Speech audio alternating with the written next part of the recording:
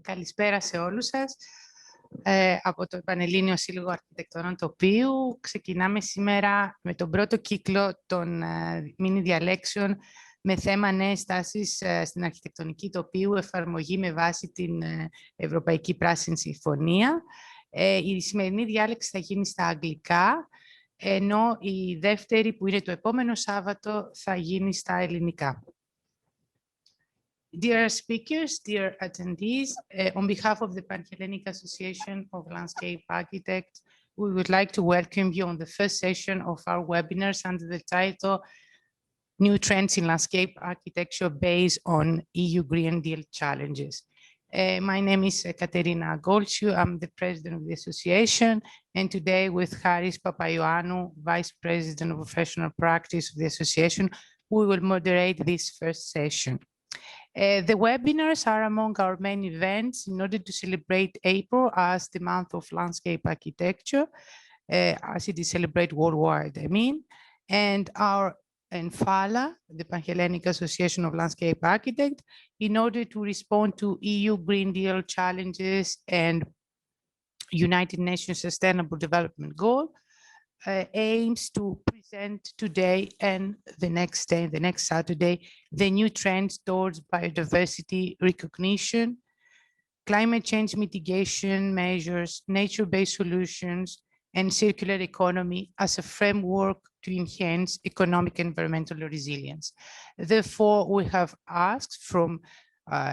invited speakers from Greece and worldwide to highlight this critical role of landscape architects in relation to EU Green Deal challenges via the theoretical and practical examples of their work. We will start the presentations of European examples responding to the contemporary challenges that landscape architecture is facing by Urszula Forczek-Brataniec. Then, regarding the current situation of coronavirus, which has caused so many problems, but in another way demonstrated the power of nature and solidarity.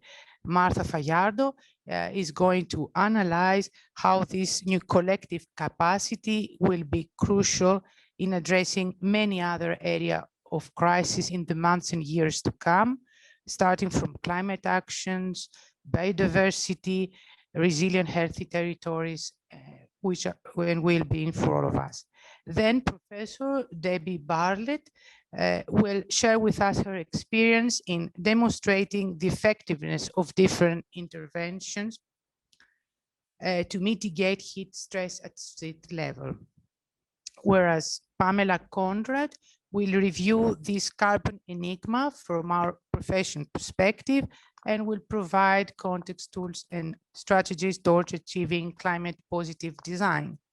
And last, but of course not least, Anastasia Nikologianni will share her experience with us, her research experience, how to reintegrate the natural assets within the city climate change, and of course how to expand and create a wider initiative for a more sustainable, effective ways of connecting cities and landscape. We would like to express, of course, our gratitude to all the speakers that they voluntarily participate on this in this event, and of course to our sponsors, with their support, it was feasible to implement this event today. We will give them the chance to present their solution for 5 minutes talk each before the presentations, and I think you will all find them very interesting. At the end of the talks, you will have the chance to, of course, address your questions, and these questions to be answered by the speakers. You can all put your questions on the Q&A button that you can see on the Zoom platform. But in case you want to share a comment or something else apart from a question, of course, you can put on the chat. So I think that's all from myself. I will thank you all again. I hope you will enjoy this 2-hour session. I will give the floor to Papaioannou to start presenting the sponsors and to carry on with the presentations. Haris, please. We cannot hear you, you're muted. Hello to all, it's very nice to make this happen finally after all these efforts and try to connect everybody just to be a family of landscape architects all together and to present our work to everybody who is not a landscape architect and realize how important it is to join all the different disciplines together into this collaboration in changing things and making the design actually happen. So I hope you will all enjoy it and let's move ahead to our first speaker. On behalf of Loon Architectural Lighting, I would like to welcome you and let you talk about our unit. Good afternoon. Good afternoon. We are Nicole and Vangelis members of Loon team. We're really happy to participate in this webinar and would like to thank the Pan-Hellenic Association for Landscape Architects for the opportunity. 1 minute, please.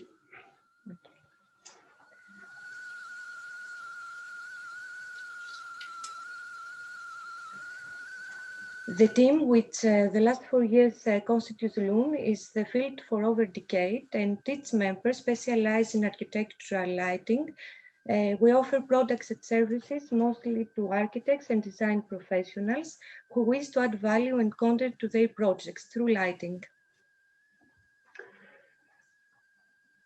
We design and recommend lighting based on the Greek regulations and international standards for outdoor lighting.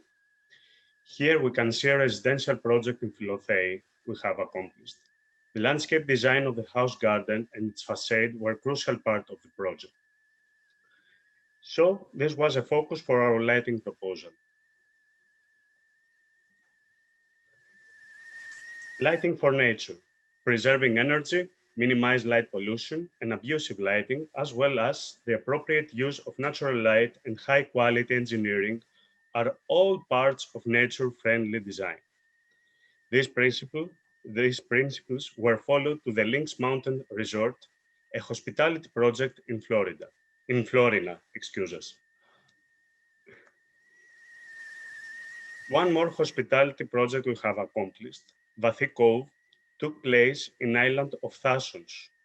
In this aerial photo, we see the landscaped space between the sea and the hotel framed by the illuminated paths and terraces.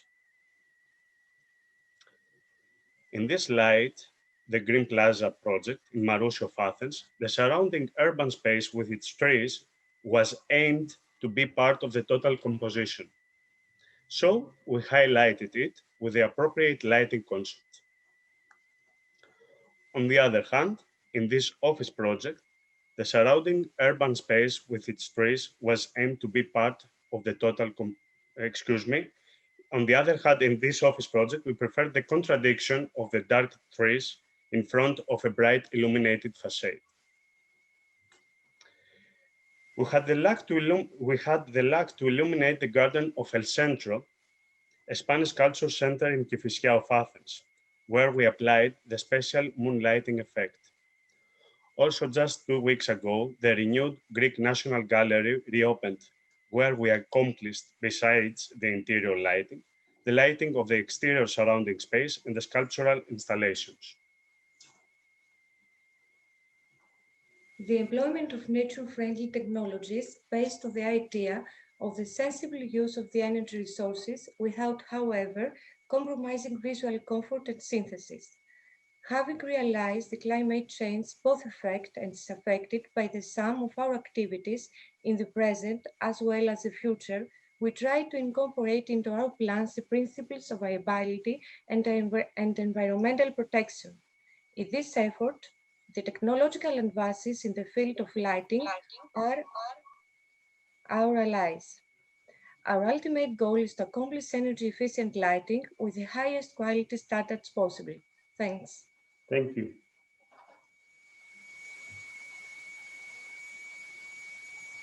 Thank you very much. I think we can now move on to green, just to have a different approach in landscape design. Mr. Papaioannou.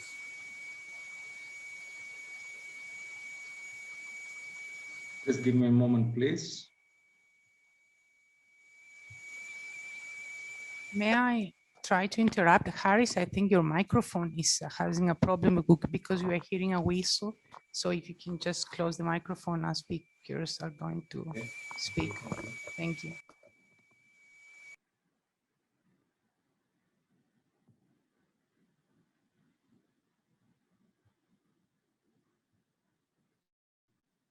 Excuse me.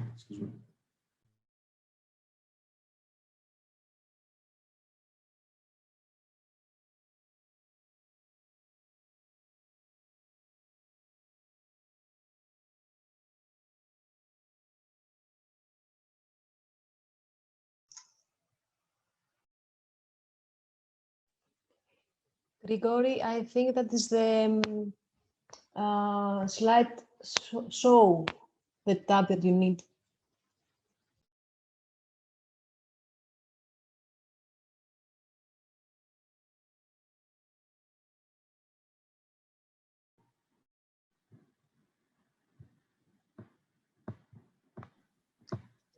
Okay, can you see the screen, the share, the PowerPoint? Yes.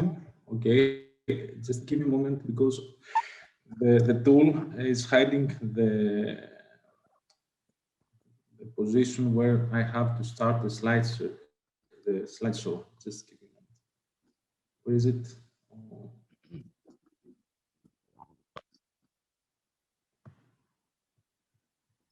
If you need more time to figure out, and we can proceed with the next. Yes, can you please go with the next one, okay, and I will follow. Yes, sorry. Yeah, no problem. So from soils, material and diagnosis, Mr. Paspirou, if you can carry on. Yes. Okay, is it fine? Perfect. Okay, great. Yes, good afternoon. My name is Konstantinos Papaspirou, and I'm the production and procurement manager of company Anagnostou. Firstly, I would like to thank you for the invitation, and it's a great honor to be amongst you and to present our company. So let's start with the profile of our company. Our company has been active for over 50 years in the production, packaging, and trading of soils, compost, and substrates. Our company is one of the largest and most reliable business units in Greece in our field, because we have a modernized factory unit in privately owned facilities of 70 acres. We have a state-of-the-art machinery such as compost turner so as to make our compost. We have a trommel and mixing line in order to make our substrates and to make any kind of substrate.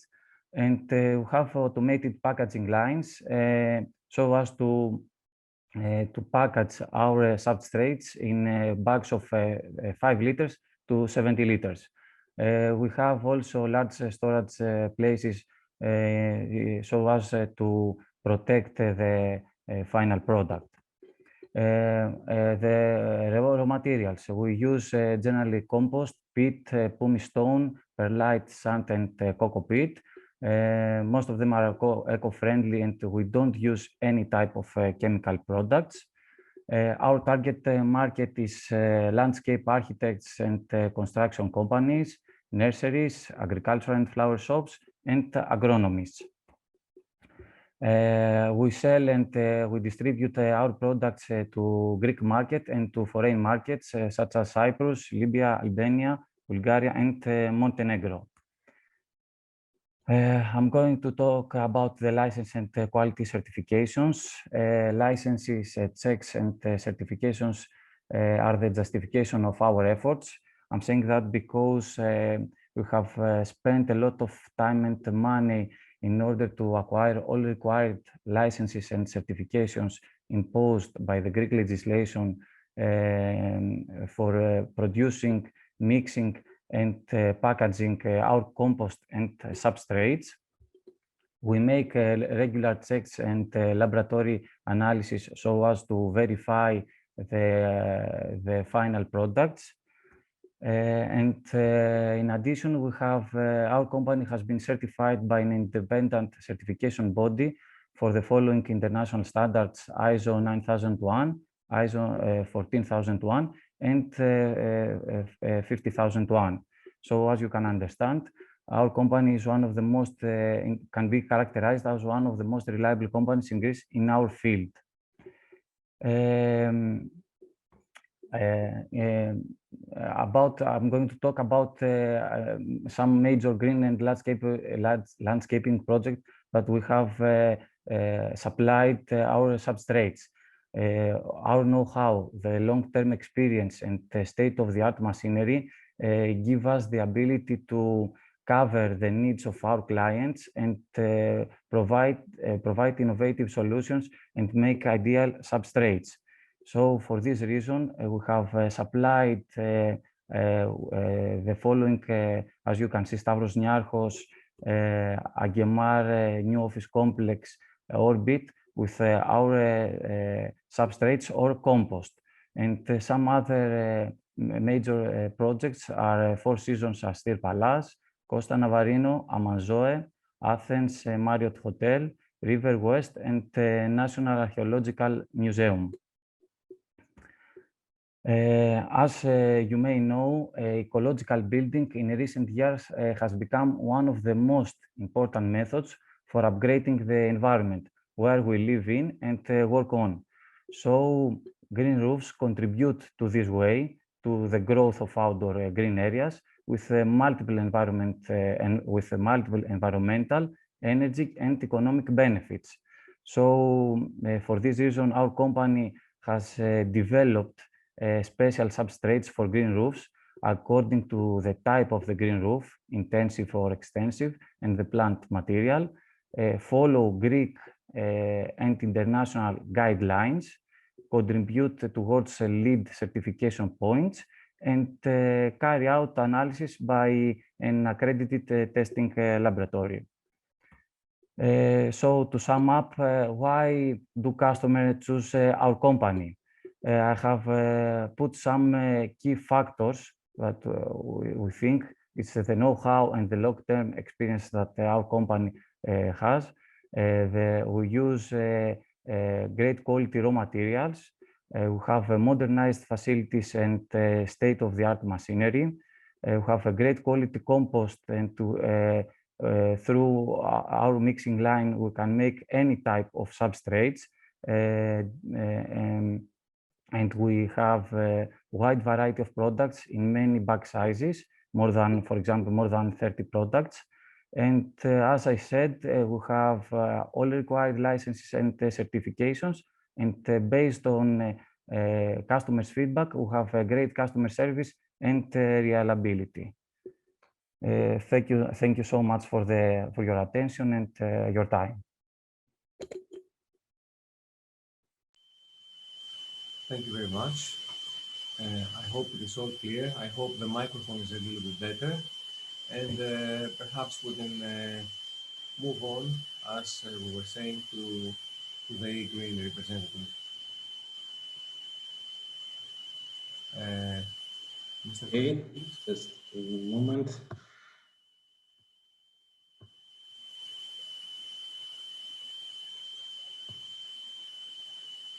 Okay, dear ladies and gentlemen, dear landscape architects, dear friends, good afternoon. I'm really happy being together with you, and I wish you to have a really successful webinar.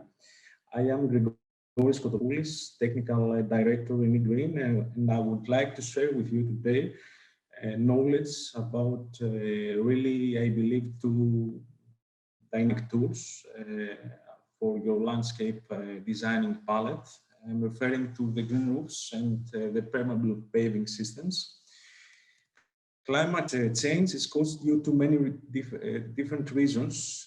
We're going to focus to one of them, the sealing of Earth's surface. Cities are designed with materials such as concrete, asphalt, glass, metal, and this actually causes water draining from the cities. We're driving away water from the cities, from our natural environment. So maybe we should reconsider drainage in the cities and behave with a different way in our design. We have to retain water in the city nest. We have to leave it infiltrate into the soil and create green areas, green roofs, and bring back water to the atmosphere, but the natural process of evapotranspiration.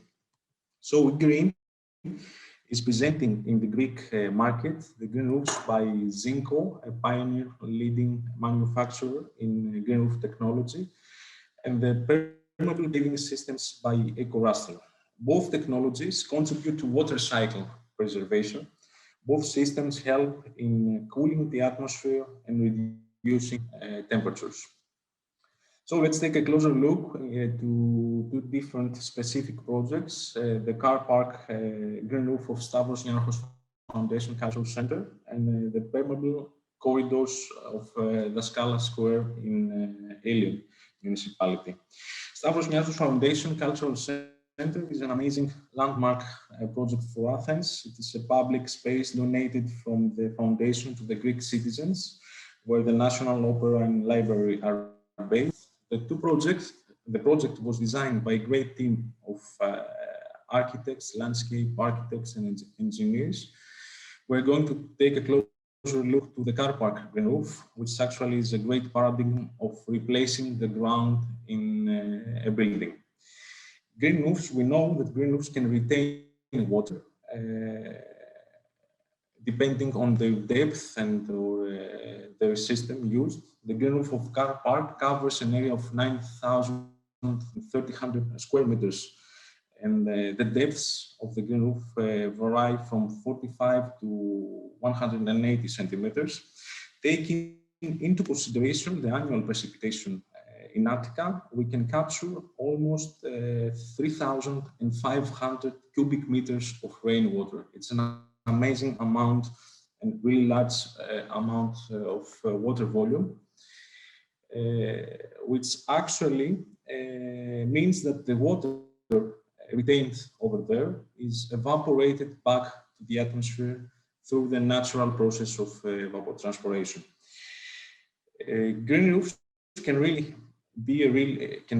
really a helpful design tool for the palette of landscape architects and help in reversing the climate change and the urban heat island effect. So let's go to another useful technique that might find interesting is the construction of walkways and driveways with EcoRaster paving systems. The EcoRaster permeable stone system was used for the construction of the corridors of the Daskala Square in Ilion. Designed with EcoRaster and grass, the total surface of the square is permeable. This actually means that we can capture of almost 740 cubic meters of water and get it back to atmosphere.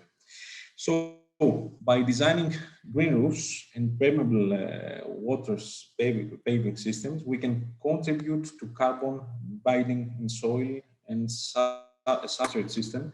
We can cool the atmosphere, we can reduce heat and temperature, and we can also reduce flood events. Thank you for your attention. I wish you all the best for a successful webinar, and please do not hesitate to contact us for any help you may require to your beautiful projects that you are designing. Thank you again. Καλά γρήγορα. Για πάτα.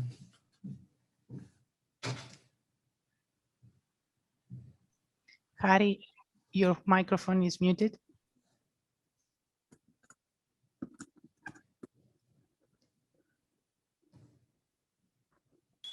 Thank you very much, Mr. Kotopoulis.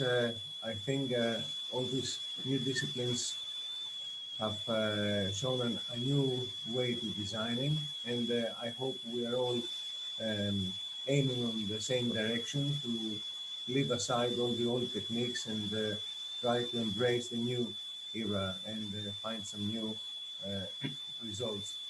I would like to welcome Mr. Horomidis from the Horomidis Nursery just to join us. Mr. Horomidis.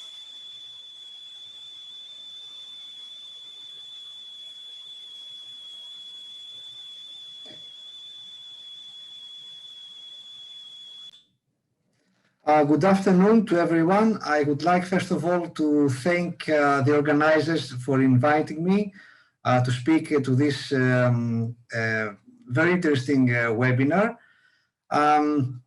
I'm Evklidis Horomidis. I represent Horomidis Company. Our history started in 1947 by our father Alexander Horomidis, who was agriculturist, and he was the first agriculturist in Greece that was working and dealing with gardening. He was not an architect, but he loved very much gardening and the plants, and he was the first to make some very important projects in Greece. For example, the Acropolis Hills, Philopapou Hills, the US Embassy back in 1950, and many, many private jobs. You can see here our father, who has participated in the flower exhibition, plant exhibition in Kifisia, and the Queen of Greece by that time has visited the show, and she was impressed by the project of our father. Now the company runs by me and my brother. We are both agriculturists, and we have a nursery that started from our father. We were also constructing gardens until 1992. Then we took a decision to stop constructing gardens and focus on wholesales. Nowadays, we are wholesalers of plants and articles for gardening, and our customers are architects, are companies constructing, and gardeners. You can see some views of our company and the warehouse.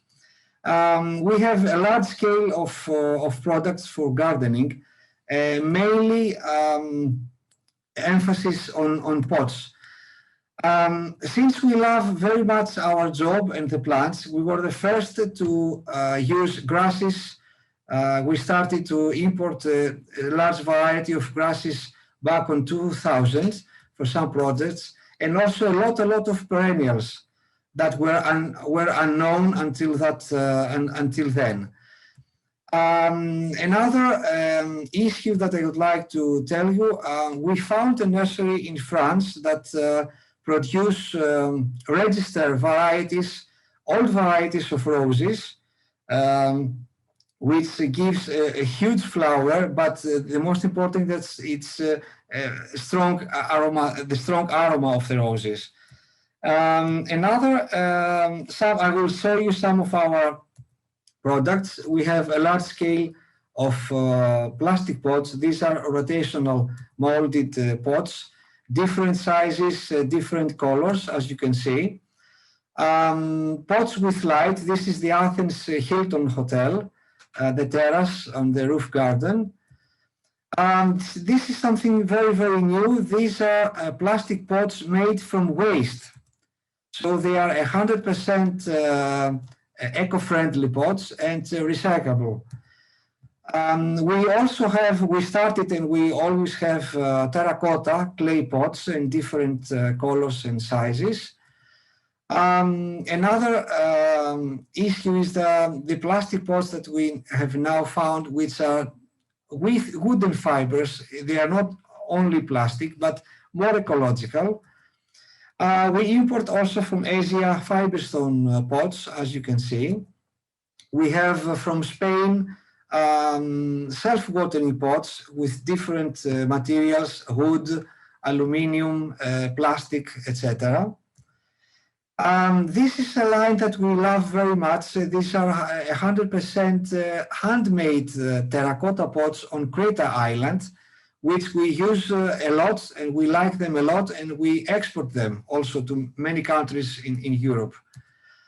I will also show you some other materials that we have, like pine bark, like flexible edging, like tree binders, and colorful clay balls in 7 colors. We have many, many other materials, but I don't want to bother you.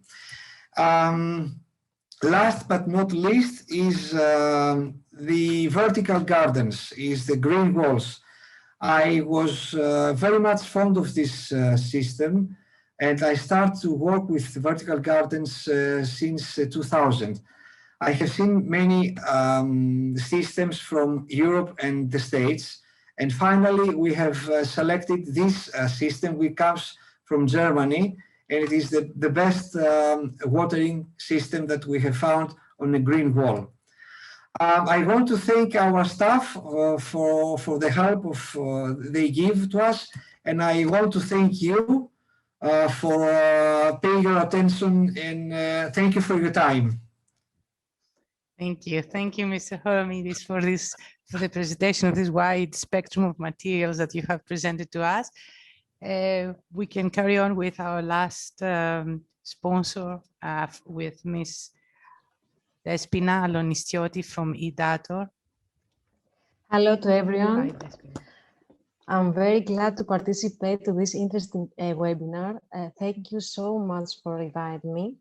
My name is Despina Alonistioti, as Katerina said, and I'm working at EDATOR as a product manager of OASE.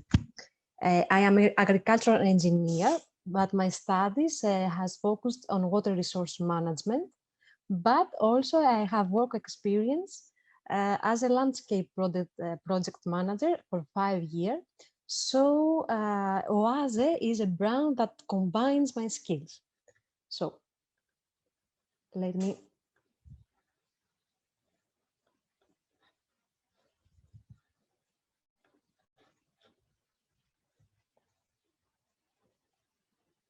Do you see my screen? This not yet. The share screen is below, and you have to share the screen and just make share again.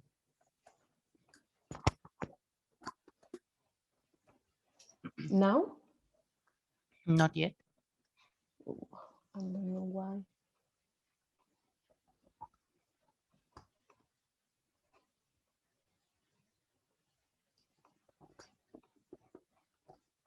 Okay, it's getting there. It's getting there, so yes. So I would like to welcome to the magic world of OASE. I would like to welcome with a video so that you could see OASE at a glance.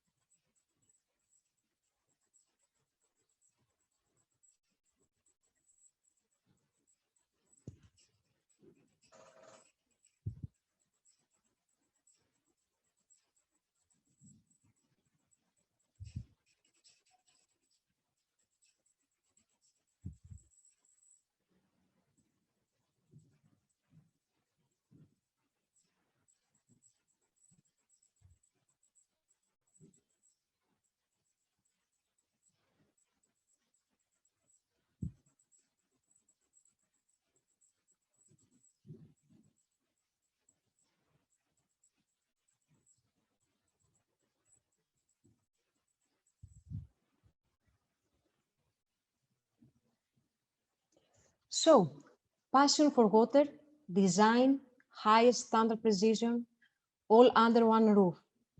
Let's put these words in the correct order and we create the puzzle of OASE. Here at OASE, we have always had a passion for water and for aquatic environments and design that meet the highest standards for technical precision. We offer innovative presentation, smart products, premium quality and pure convenience, all under one roof. We create the right flow. OASE in numbers.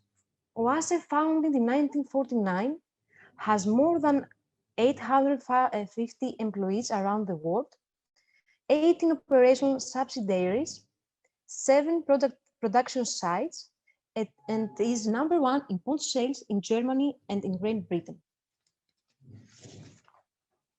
OASE offer smart products and give both outdoor and indoor solutions. The OASE product categorized in 4 business areas: professional fountains, gardens, bio-urban, and indoor. We offer holistic system solutions from professional water therapy to unique lighting and water attractions.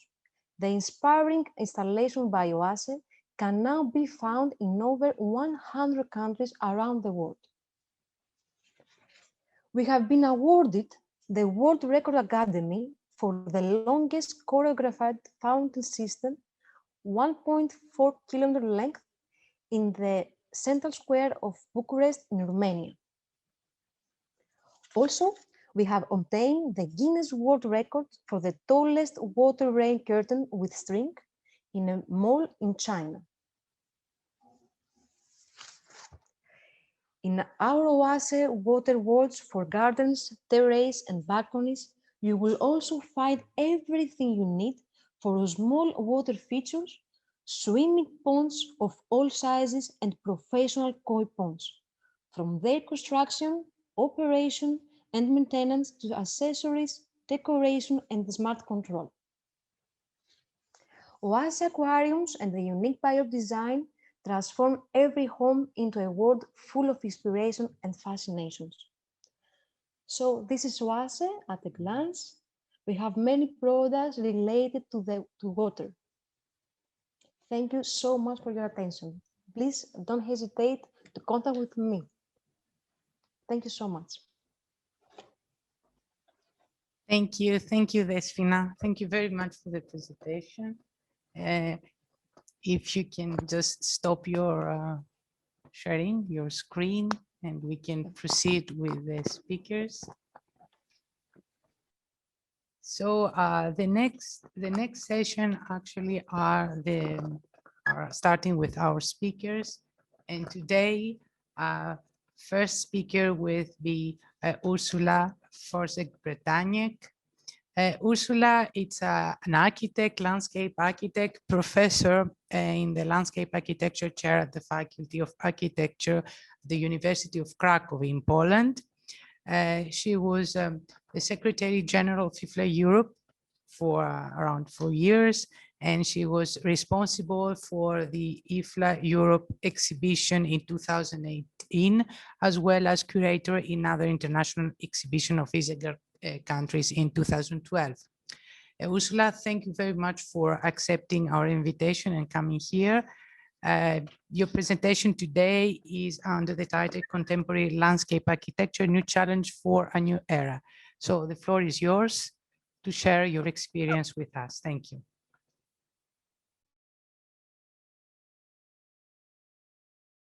Okay, can you see my screen and can you hear me? Perfect. Everything is perfect. Okay, thank you very much. Thank you, Greek Association, for the invitation for this webinar. It is an honor to me to present my activity, and my today's lecture will be a story about the contemporary role of landscape architects and effects of the work, and on the basis of IFLA Europe exhibition. And it will be, of course, a short story.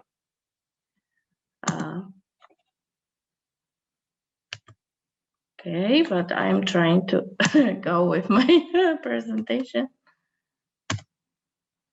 Sorry. Yes. Let me introduce myself. I am a professor at Cracow University of Technology. I am a researcher and also designer in M4 office. I am also active member of Polish Landscape Architecture Association, and I am still associated with IFLA Europe. We are working together with Katerina in a professional recognition assistance working group. And we made just a few days ago a very interesting report, and I hope it will be shared with you. My professional tasks are connected with visual analysis mainly, but also with designing. And the last our project, it was pavilion with educational clearing, and it is about the landscape, about the glacial history of this landscape. It is connected with water. So my speech is not only from the researcher point of view, but also from the designer point of view. And when it comes to landscape architecture profession, we live now in specific times. We are threatened with global warming, water shortage. We are struggling with the environmental problems of cities. We have exceptional times, and in my opinion, our profession meets their needs exactly. When it comes to the development of our profession, I found a similarity to the layout of the tree. From 19th century, it is one profession that brings together many threads. It originated as a design and composition of planting, landform, water, paving, and other structures. But the roots of the profession go deeper, both in history and in source ideas. It has a long history and a wide context. And now it is a holistic approach to design, combining environmental and aesthetic issues. Our time requires exactly such design, which is aware of contemporary needs, human needs, and the environment, understanding that we are an element of this environment. We can see how strongly these needs are brought out in the times of the pandemic. Access to clean air, greenery, and water becomes a priority again. The real tasks of our profession are sometimes poorly recognized in many countries. Sometimes it is associated only with the design of decorations and colors, and sometimes only with the private gardens. The truth is that landscape architecture is the best contemporary design style with a rich past and incredible possibilities. It is a style that exactly meets the needs of the modern world. The symbolic tree of landscape architecture profession development shows three things: the need to develop based on contemporary challenges and needs, the importance of drawing from sources, from our assessors, from the source ideas, and the need to provide space for its proper and full development. When we look at the tasks formulated in the European Green Deal program, we see that many of them are related to our profession. And it is holistic design that is able to adequately solve them and implement them. It should be emphasized that the essence of our profession is problem solving through design. If we notice that spatial continuity of nature and culture in the landscape, it becomes obvious that adding new or rebuilding elements requires smart and careful decisions. Even putting the tree on the clearing, it should be designed. It is very important decision which should be aware of all circumstances. The landscape is a continuous system with many threads. It must be supplemented through appropriate design, conscious of natural and cultural resources. And the field of this action, which are explained in EU Green Deal, the field is landscape. And we have to remember that, because when we go through these documents, the landscape architecture is there very poorly represented. And our place should be emphasized and highlighted, because the landscape is the common ground of many of that activity which are planned. And for this, and the proof for that landscape architects' role is very important in all this action, is our exhibition. We prepared this exhibition in 2018, and it was not like sometimes the contest for the best landscape architecture projects, but it was a research or survey about what is happening in all European countries. You can see that these are projects not only from Spain, France, or West countries. It is about all the Europe, and that was our goal, to show the role of landscape architecture, a landscape architecture profession in whole Europe without borders. The beginning of this idea is associated with activity in the Visegrad countries. We prepared firstly 2 editions of contemporary landscape architecture in Visegrad countries. The role of this exhibition, it was also to highlight the real role of this profession and to tell everybody that this profession has more to say than only about color or private gardens. And it is traveling exhibition. The idea was to send material to a particular country and to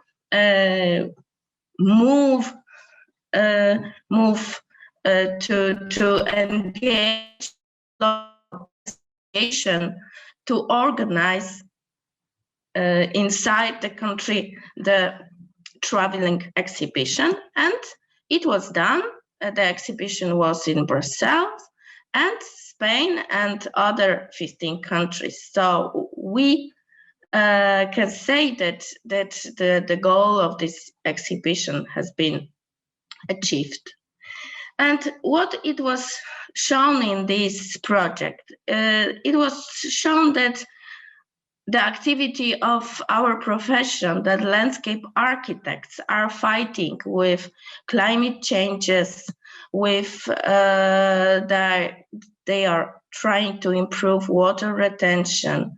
You can see the projects from all the Europe. This is from, for example, from Estonia, where the outskirts were implemented as a biodiversity area.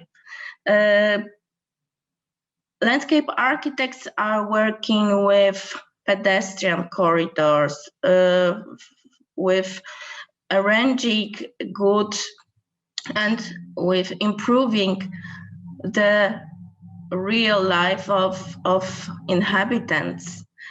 Very interesting projects are associated with sustainable agriculture. This is the project from France, where the sustainable agriculture was dealt from 15 years. Green infrastructure, we can see the project from Greece and this revitalization of the public space area. A very good example of from the Netherlands of the shaping the surroundings of the city as a park. Sometimes our work is connected with fighting with developers or the city plan, which is connected, for example, with real estate or something like that, and the cooperation of landscape architects and local inhabitants sometimes achieved this effect. Stormwater management, supporting the local community, heritage revitalization. It is a very interesting project of improving the aware of heritage in the countryside. Very, very good results. And of course, sustainable landscape planning. This is the project from Slovenia, improving the quality of life, recovery for greenery, the former military areas in Spain, and giving the part of wilderness for people. In this project, we can see that wilderness become available to the community without many and very strong changes. And the famous project, river renaturation, restoring natural environmental processes. And it is very important that this design is aware of environment and also is aware of necessity of designing, because if you want to add something to our landscape, it should be really aware of all circumstances and it should be designed. And the other project, for example, from Great Britain, the famous sustainable drainage system implemented in Bridget Jones Square. And when we come back to the landscape architect profession, now is the name of the profession, the definition of profession is changing. IFLA proceeds the new goals and the new areas which are very important for our profession, and we have to remember about it, and we have to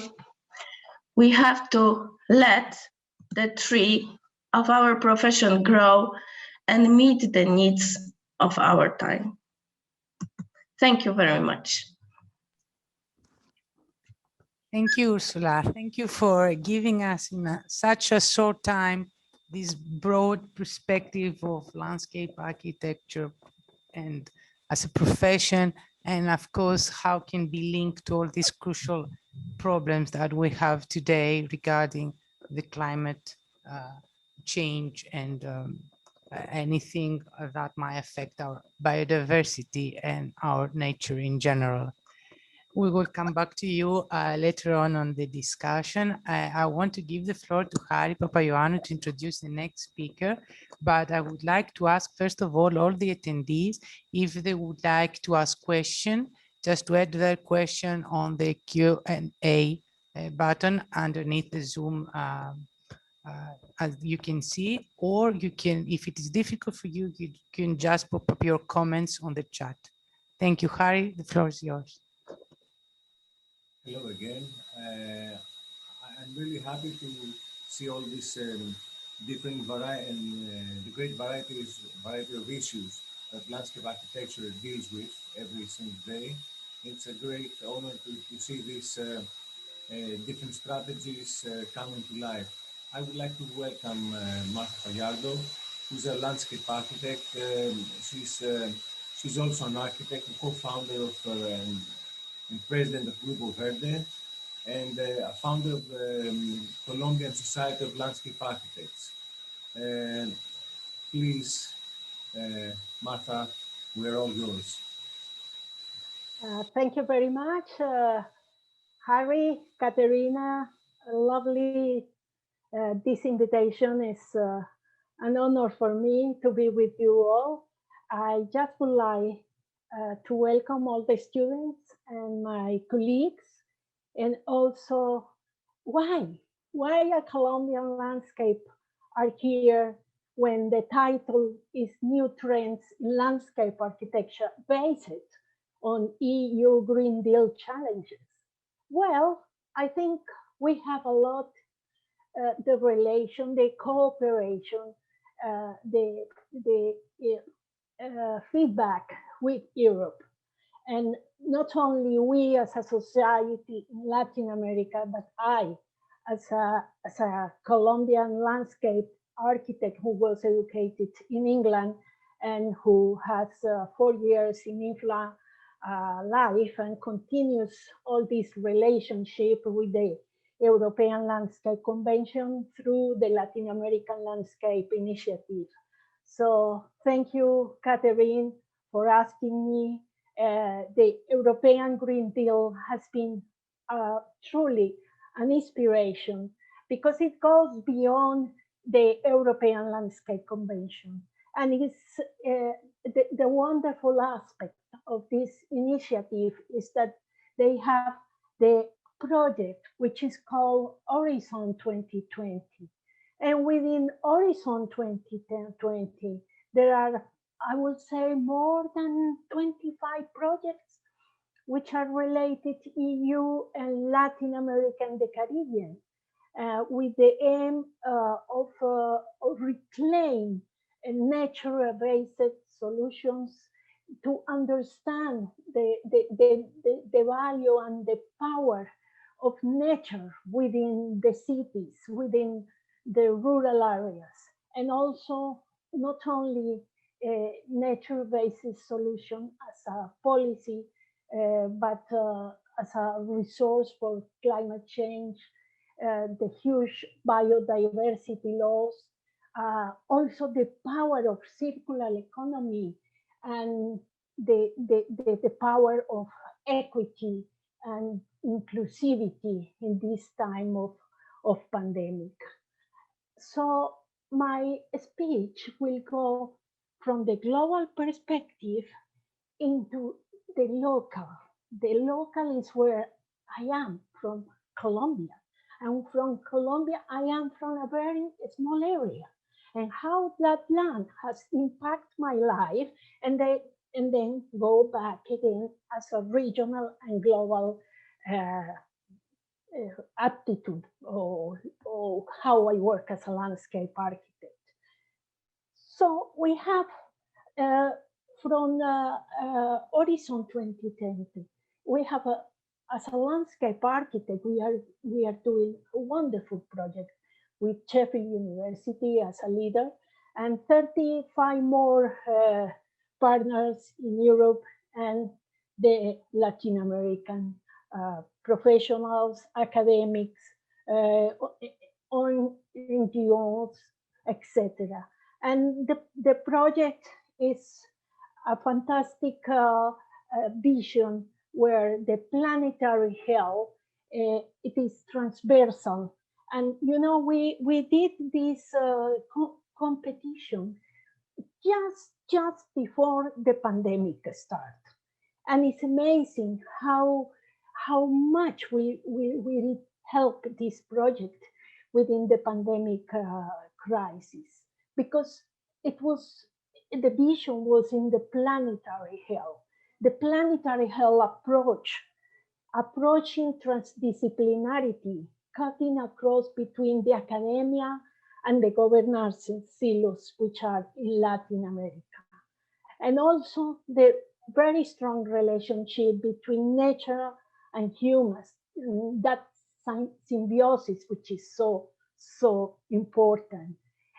And one aspect which the Europeans must learn about us is the sacred value of nature, which is coming from the indigenous heritage and which has been forgotten for many, many centuries. So we want to come out all those beautiful natural based solutions knowledge into the urban and suburban activities within this project. So we are now in the first 6 months, and the project is being developing. All these graphics are being done by my office and with the help of my staff. And we work as an integral packets of hoping, restoring, integrating the plan. And the idea is to have and build a very strong impact on nature-based solutions in these regions. But why, you ask, Katerina, what will be the next for landscape architecture? I am so delighted to hear what Urszula has presented in such a beautiful and very poetic way. A tree telling us how strong the profession is, because climate change, biodiversity loss, inequity, and COVID-19, landscape architects, we have the knowledge to respond to that. But it's hard, it's difficult, because during so many years, especially in Latin America, the recognition of landscape architecture is worse than in Greece or in Italy or in Spain, where you are not allowed to say landscape architects, you have to say paisagist. So can you imagine how hard it is in our own land? Well, but we have a small group in Latin America, but working together very strongly through IFLA, through several other organizations. And the title that I chose was what we are doing in our own backyard. How a landscape architect work? Well, it is hard, but it's very, very inspirational, because we work not only as a professional doing practices, several projects, but we also are very much an activist who try to make the power of landscape architecture, but also always do not forget where you are, where you're born, where is the influence of your genus loci. I have the most wonderful place to be born, and it's in Latin America, in Colombia, a country very rich by geological, by biodiversity. And my homeland is Quindío, one of the smallest departments in Colombia. And the capital is called Armenia. And it's not only more than 300 years old. In this land, I born many in the last century. And this land, I want to show you, because this is what influenced my life. I work for this land to be protected.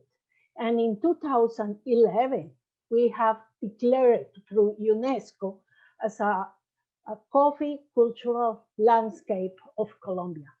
And it's not only because it's a very rich in terms of volcanoes, water, a forest, birds, and but it's a main agricultural land in cultivated in this Cordillera de los Andes in a very sustainable way.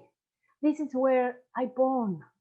This is where I consolidate as a teenager. And this is where I learn the proximity of design.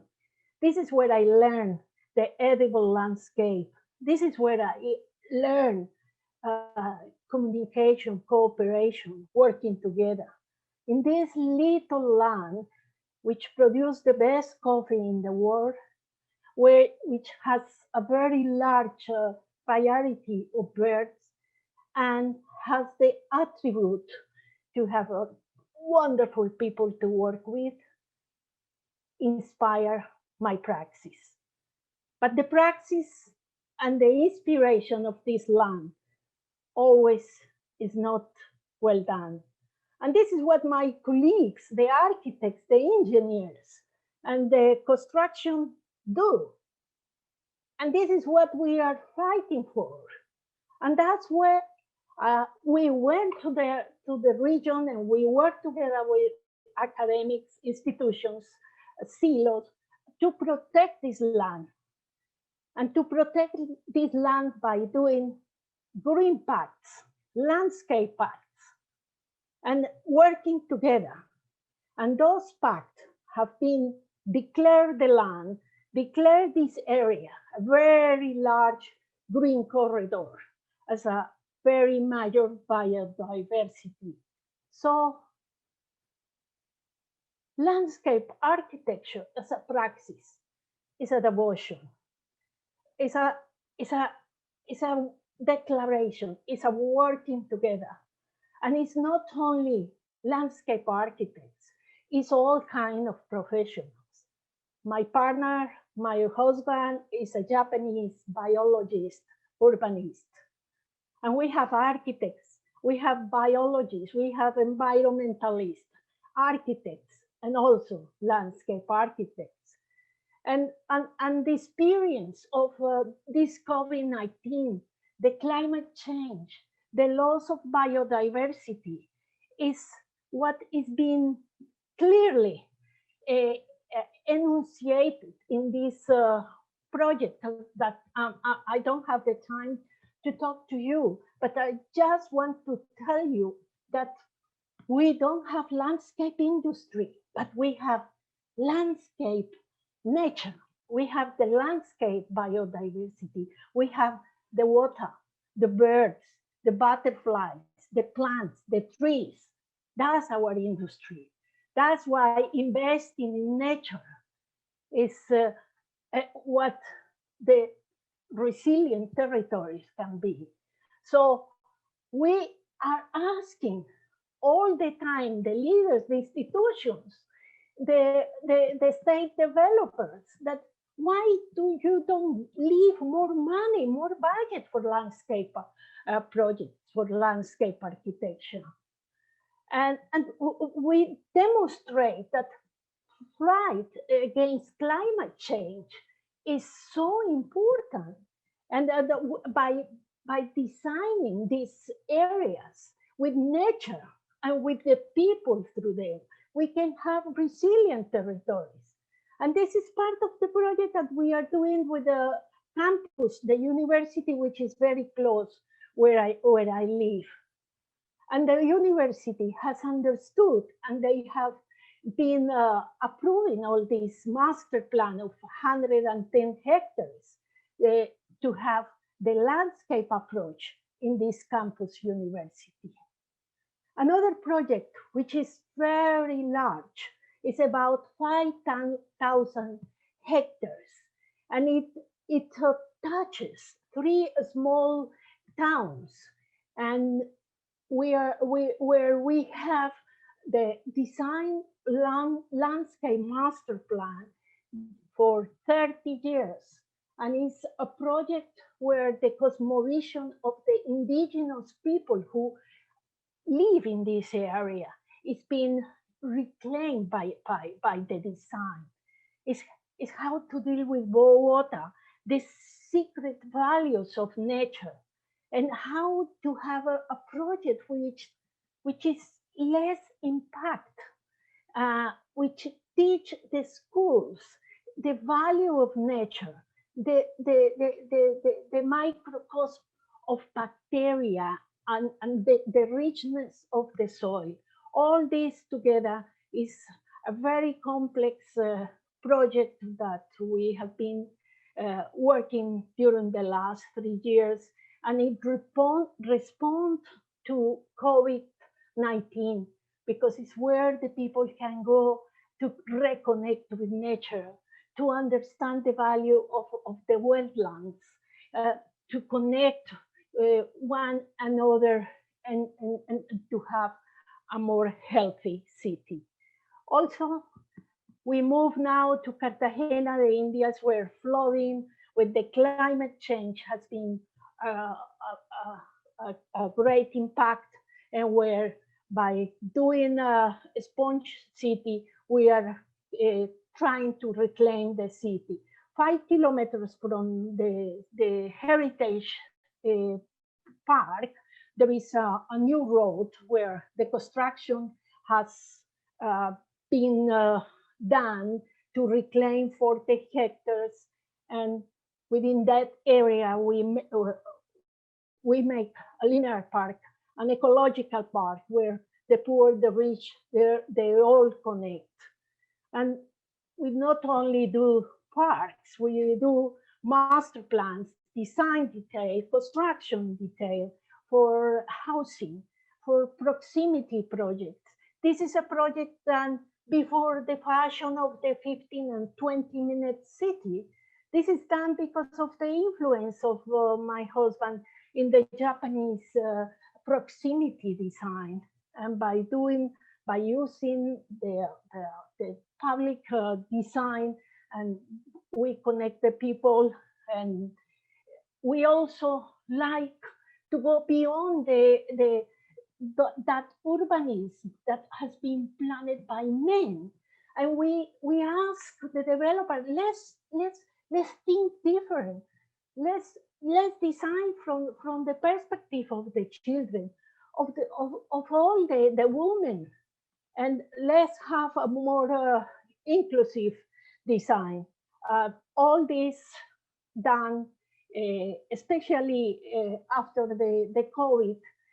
This is in Bogota, tactical urbanism planning, where we have been working with the community in the co-creation project, and thinking about the old, but also trying to make places which can mutate and change at night and become the opera, places who change.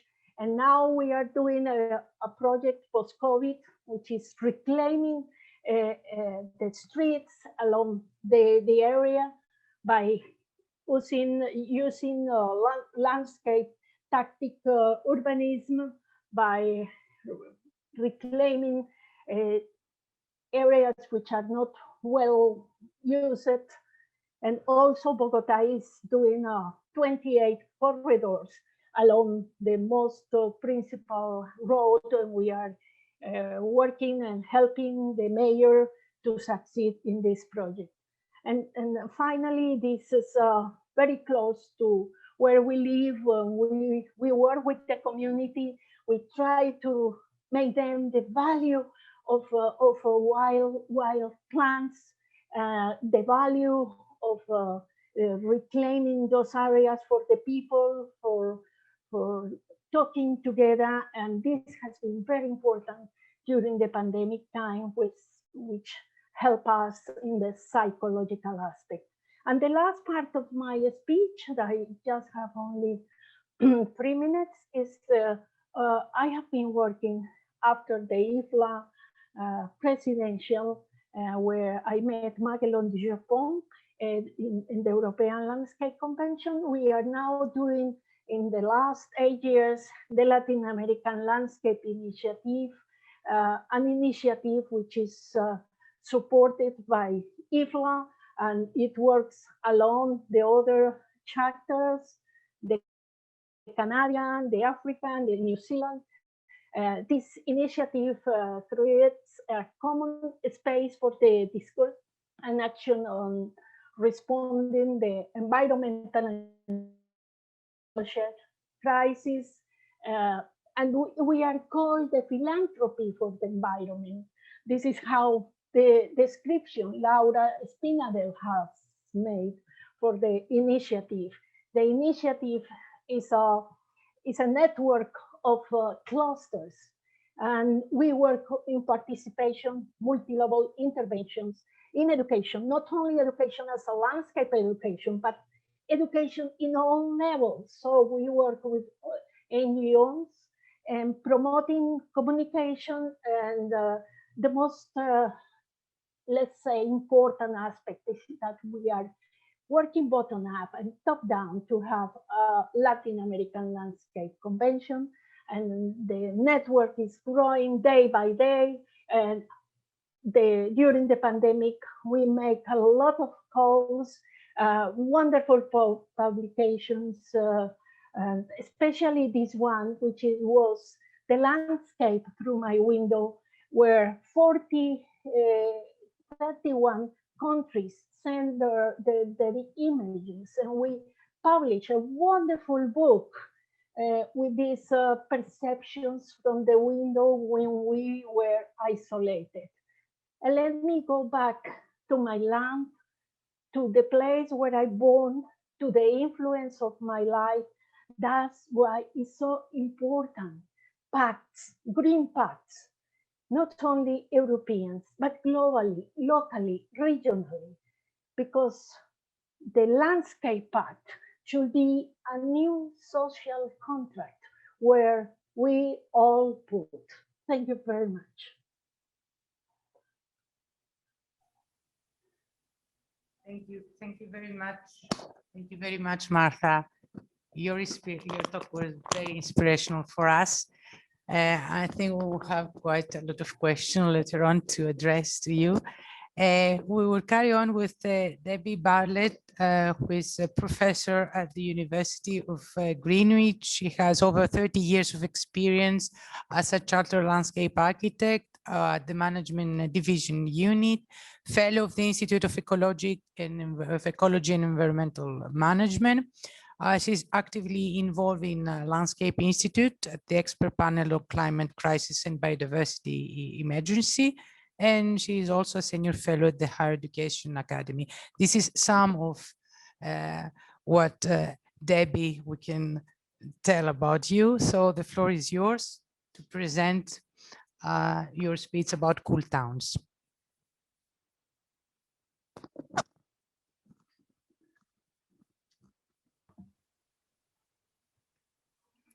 We cannot hear you. No.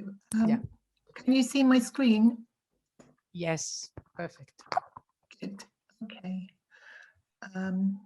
Except it is not on. Sorry, I'm just going to put it into presentation mode before I share it. Beginning.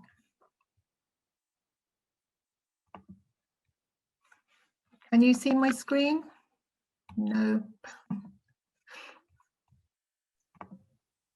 You can just open your camera too if you like to. Okay, I'm sharing, but it is not letting me. It is not letting me go into presentation mode. The presentation is shared. We can see your presentation now, okay? Yeah, but it's not in presentation mode. So it's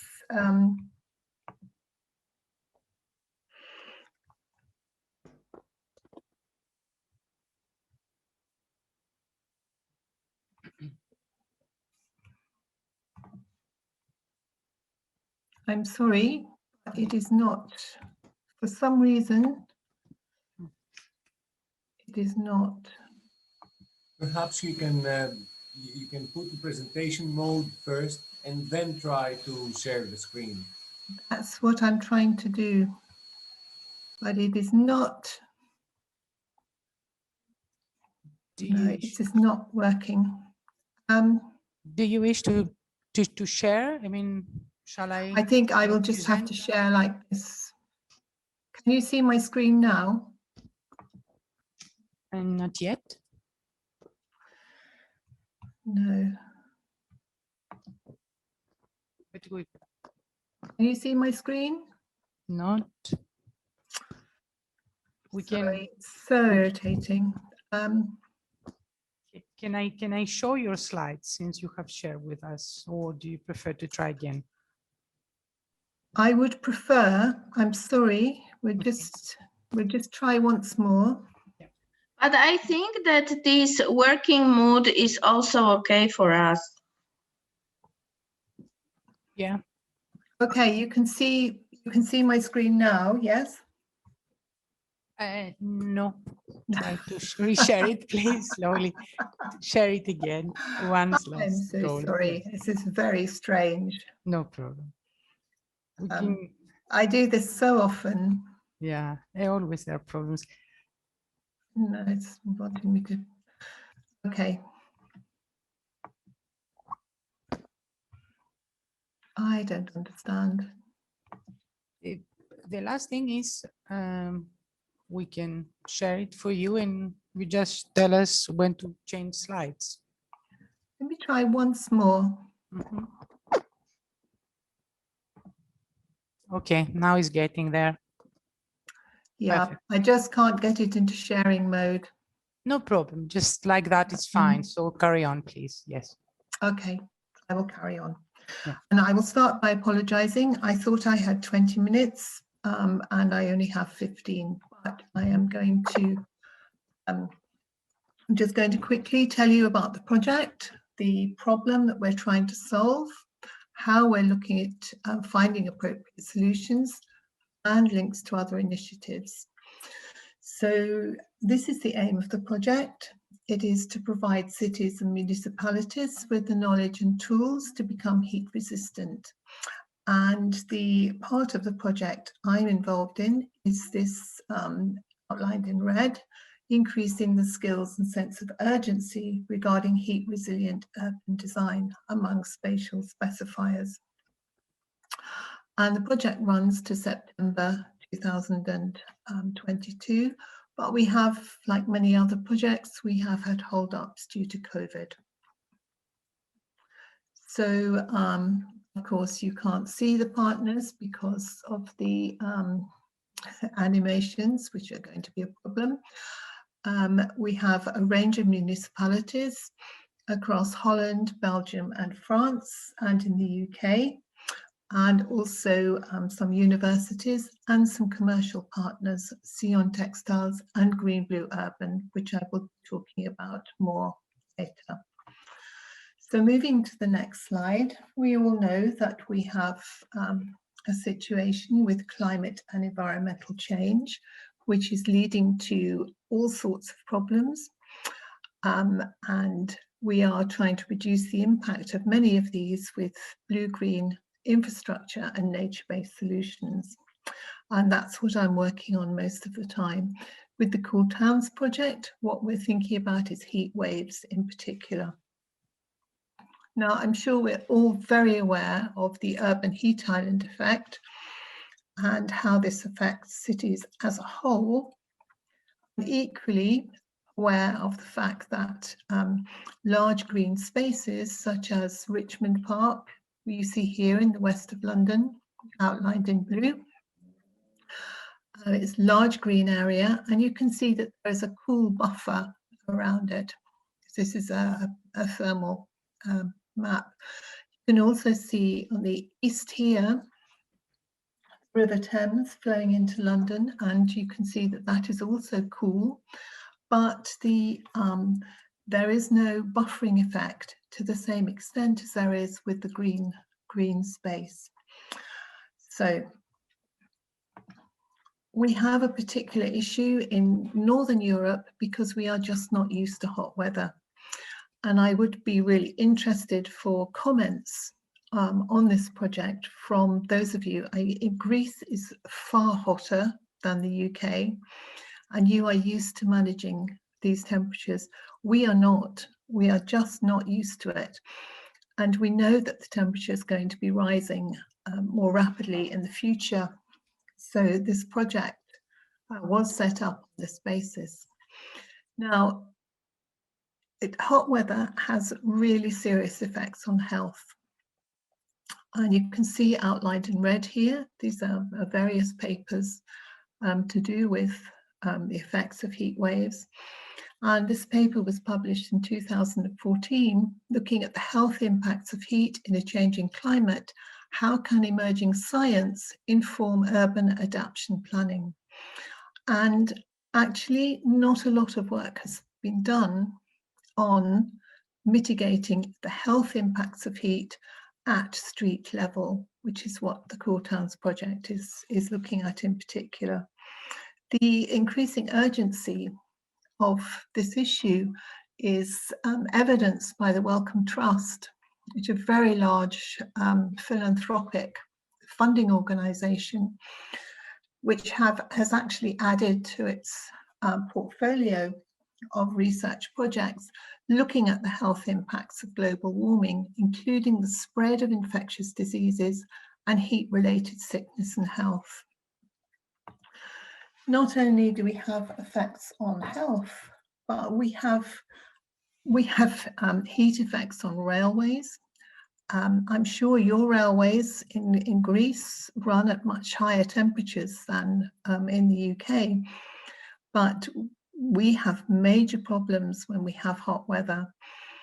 Our Dutch partners in the Netherlands, with so many canals, they are having extreme problems with their bridges between different parts of towns jamming because of hot weather.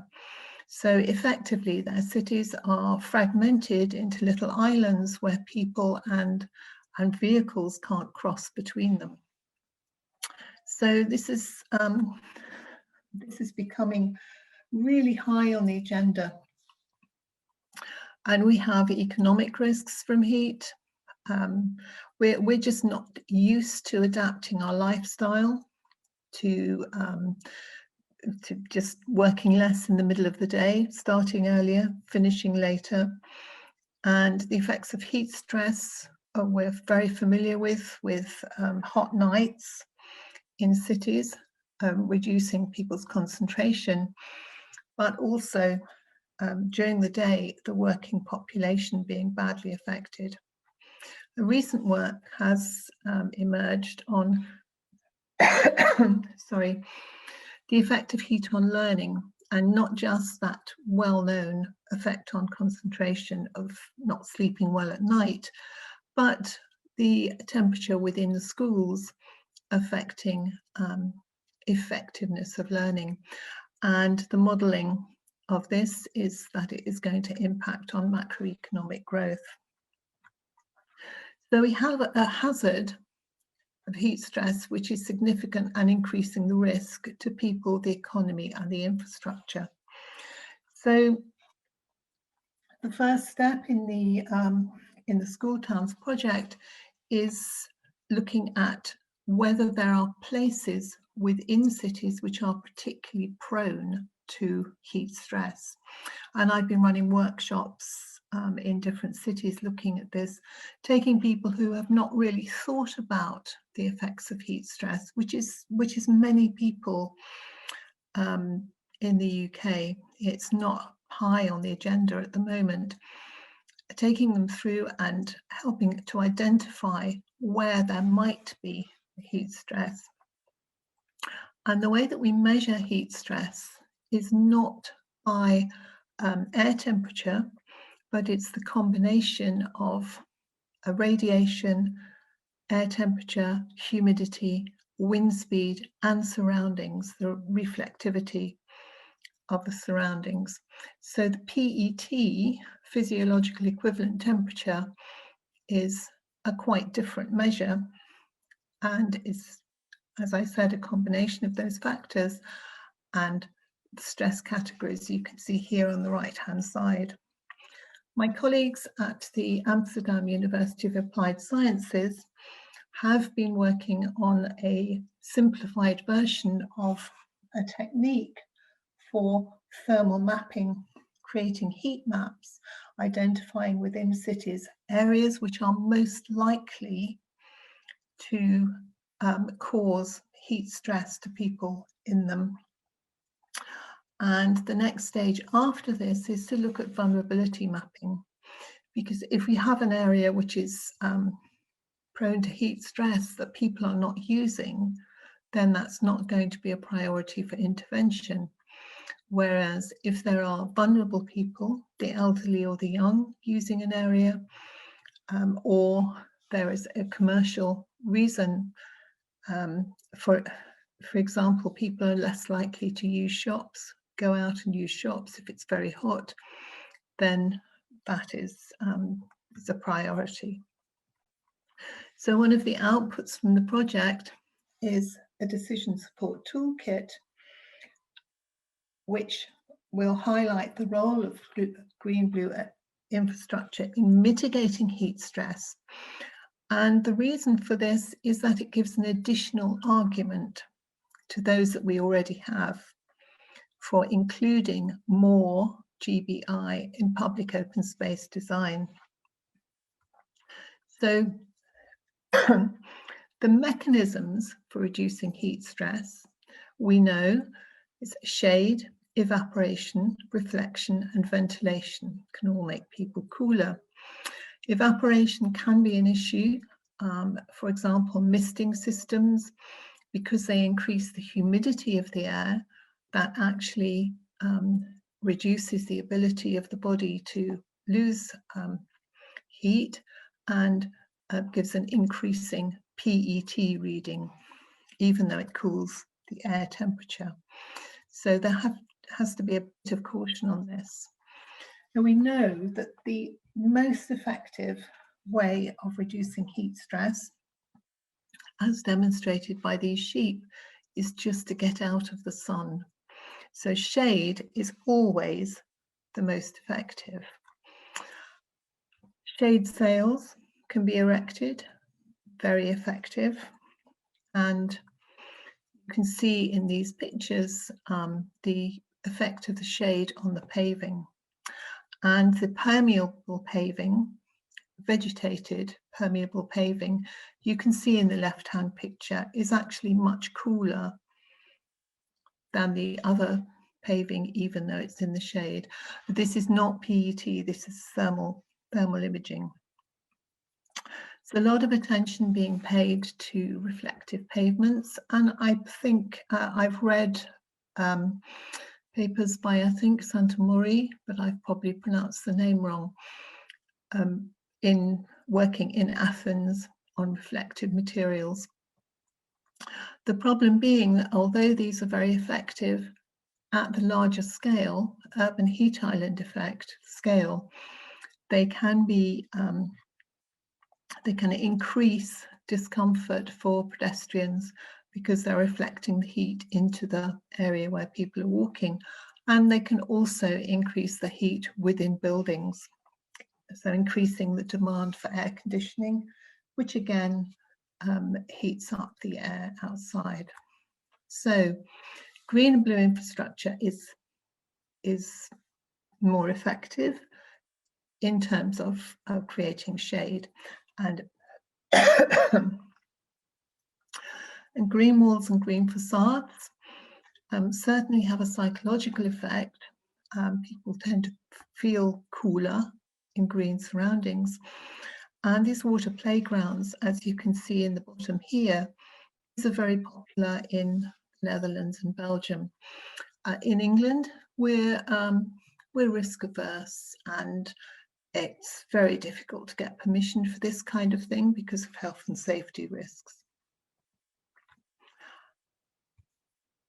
So looking at these different forms of GBI, which is the most effective for cooling? And this is where there is really no data. very, very small amount of research has been done actually looking at, for example, which type of tree produces the best effect. Shade, dense leaf trees produce deeper shade, which is cooler. But we have to all the time think about the additional benefits and the disbenefits. This is an example from the Netherlands, where trees, these are Platanus ex-hispanica trees, which are being trained to increase the density of their shade. I don't know how acceptable this would be in Greece, but in the UK, this is seen as unattractive, and it would also be very hard for us to justify in terms of the time required for that kind of pruning and training of the trees. But I think in southern France, for example, I've seen much more of this kind of training and pruning of trees to create deeper shade. So, as I said, there isn't a lot of evidence, the science that we need in order to make accurate decisions rather than just saying trees provide shade. So we are, as part of the project, running pilots and actually taking measurements using mobile weather stations, such as is being used by my colleague Benny on the left, and also thermal imaging. However, thermal imaging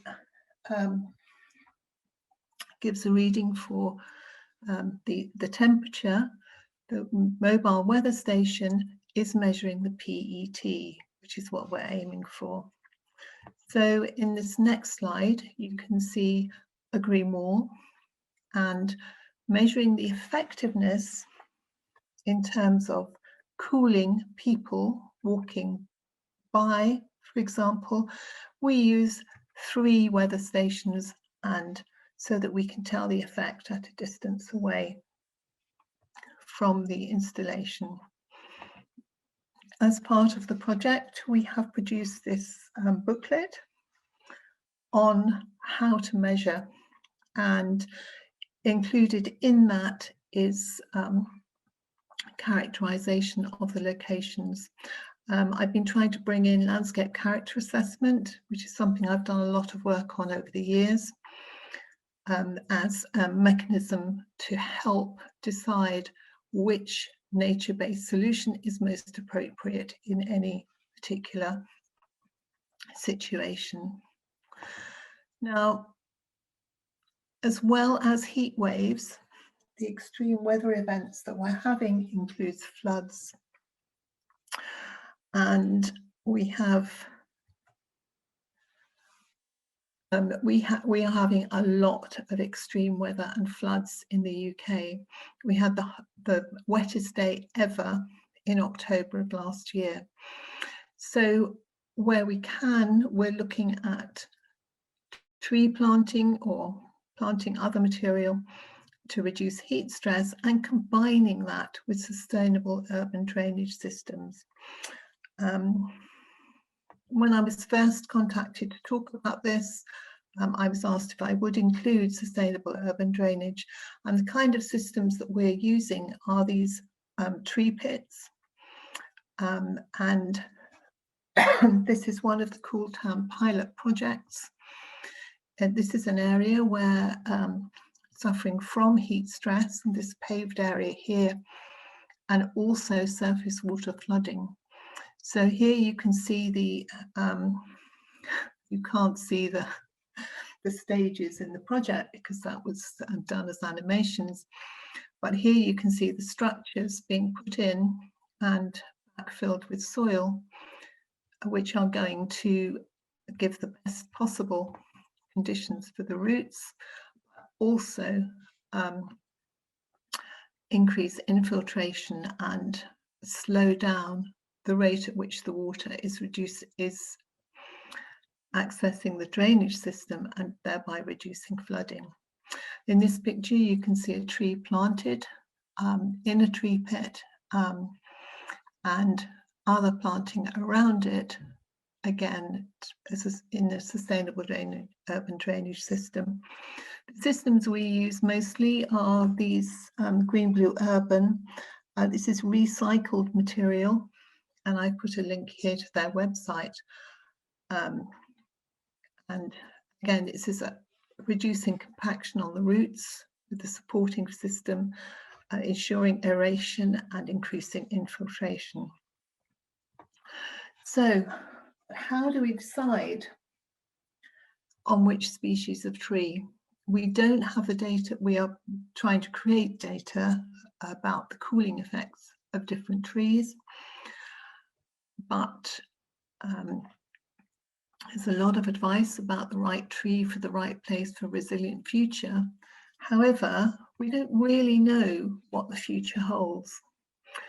This is a recent reading of CO2 levels.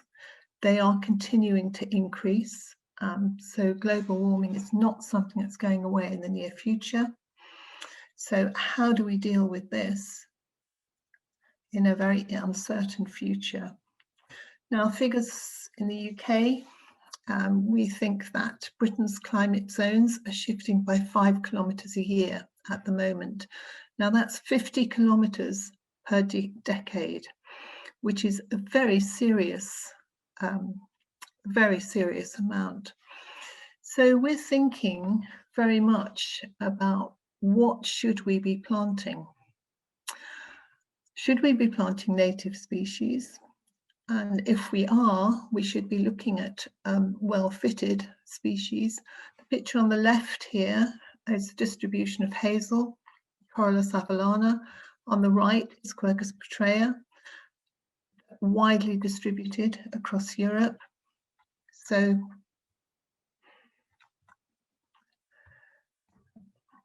we're thinking very much along the lines of where should we be sourcing our planting stock from?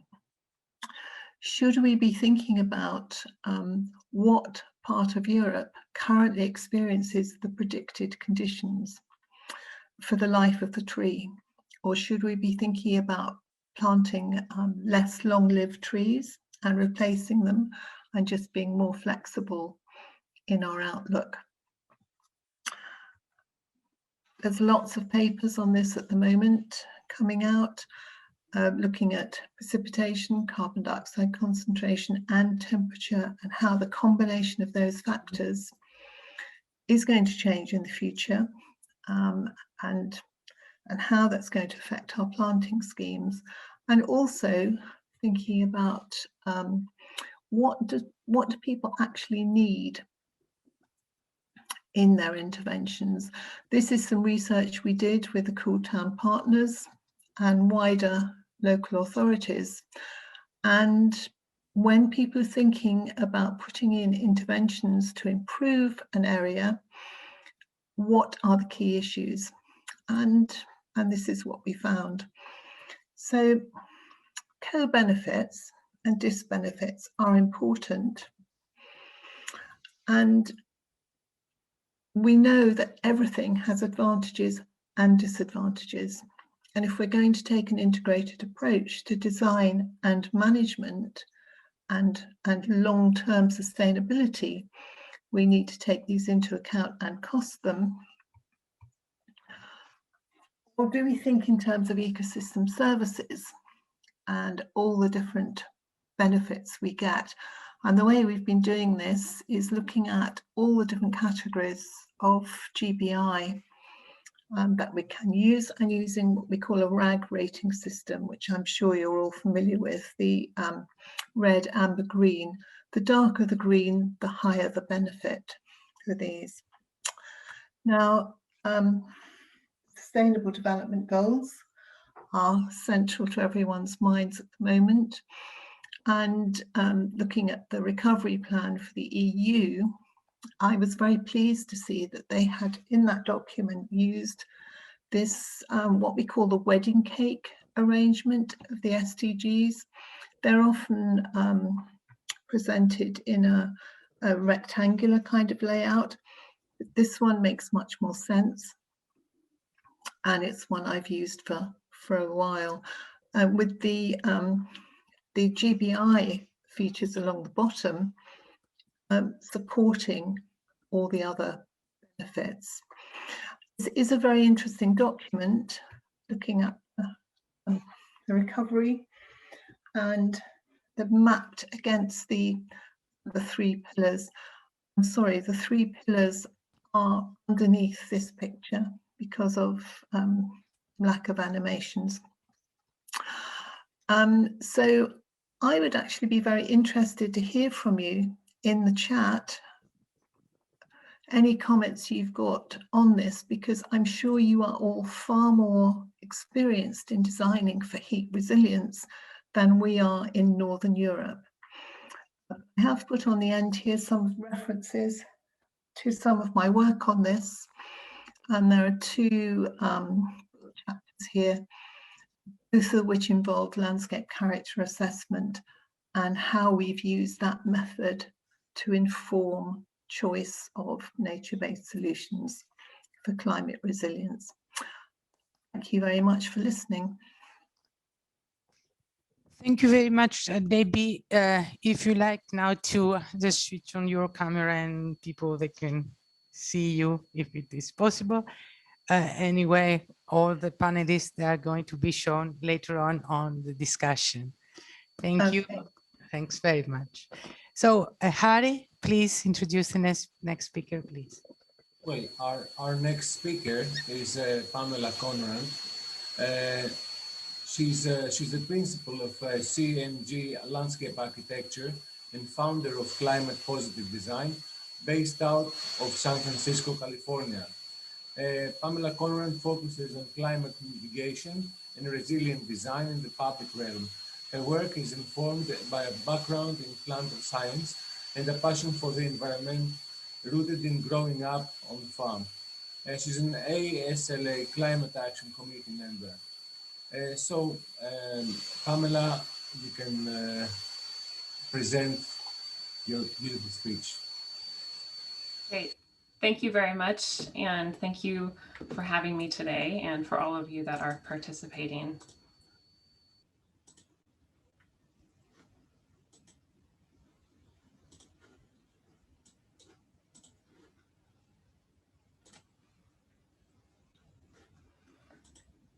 Okay, so as Harry mentioned, I am a landscape architect based out of San Francisco, California, and at CMG, our mission is to increase social and ecological well-being through artful design. And I've had the great pleasure of working in the San Francisco Bay Area on some of the challenges that we're facing here already with sea level rise in the region, and addressing that in quite a large scale development projects. Like Treasure Island, and the San Francisco Waterfront Resilience Program, which spans about 12 kilometers of San Francisco's waterfront. But it's been through this work that I realized we know that we have a role as landscape architects in playing on the adapting to the effects of climate change that are happening, but it's had me, as we see in the news every day, that the impacts are already affecting communities, and we know that people that have the least that will be affected the most, in particular of communities of color. And it's because of this, and we also realize that this is a crisis, this is urgent. We have less than 10 years to prevent these critical tipping points, and it's caused me to ask myself, what as a landscape architect can I do more? And it is overwhelming for all of us. But I do believe that each of us has a role to play, and especially those of us that are landscape architects. For me, I developed a deep passion and respect for the environment growing up on a farm in a rural area of the United States. And it's what made me want to become a landscape architect and care so deeply about this issue. And also understanding what our impact is as landscape architects and the role that we play. And this is something that we haven't really fully understood, and has caused me to ask a lot of questions about how is the work that we are contributing to impacting the cause of climate change. And we understand that about 75% of annual greenhouse gas emissions are coming from the urban built environment. It's what's causing temperatures to rise, a reduction in air quality, increase in fires, and sea level rise. And about half of those emissions are actually coming from outside the buildings. And many of us who work in urban environments and cities, our work is contributing to that. In some ways, we are producing emissions through operations like applying fertilizers or the maintenance equipment that uses gas to operate and maintain our landscapes, or the fertilizers that we're applying to our landscapes are also greenhouse gas emissions. We also have embodied carbon emissions that come from the transportation and manufacturing of the materials that we choose and select in our projects. But perhaps more significantly and importantly is the fact that we are one of the few, if not the only, design profession in the world that we have the opportunity to sequester carbon through the trees and plants and the landscapes that we design. And it's caused me to ask the question, well, how can we reduce those emissions? How can we sequester more? And how are we going to measure our impacts? I started asking these questions about 5 years ago and trying to understand very broadly, what are the ways that we can reduce the carbon footprint of our work? We know that designing through good urban design practices by increasing the bikeability and walkability of cities will help. We can also use cement substitutions in our concrete that will significantly reduce the emissions of that material. We can get more creative, doing more with less, using more local or reclaimed materials, and minimizing the natural built environment through reduction of soil disturbance and keeping carbon in the soil through using products like biochar. There's also many ways that we can increase carbon sequestration in the landscapes. You've heard earlier talks about green roofs and their benefits.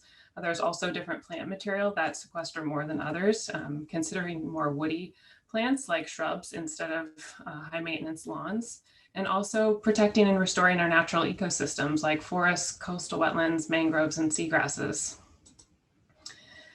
And when I started this kind of exploration, we're very sustainably minded landscape architecture practice. I couldn't imagine that there was much more that I could do in my projects that would make them better for the environment.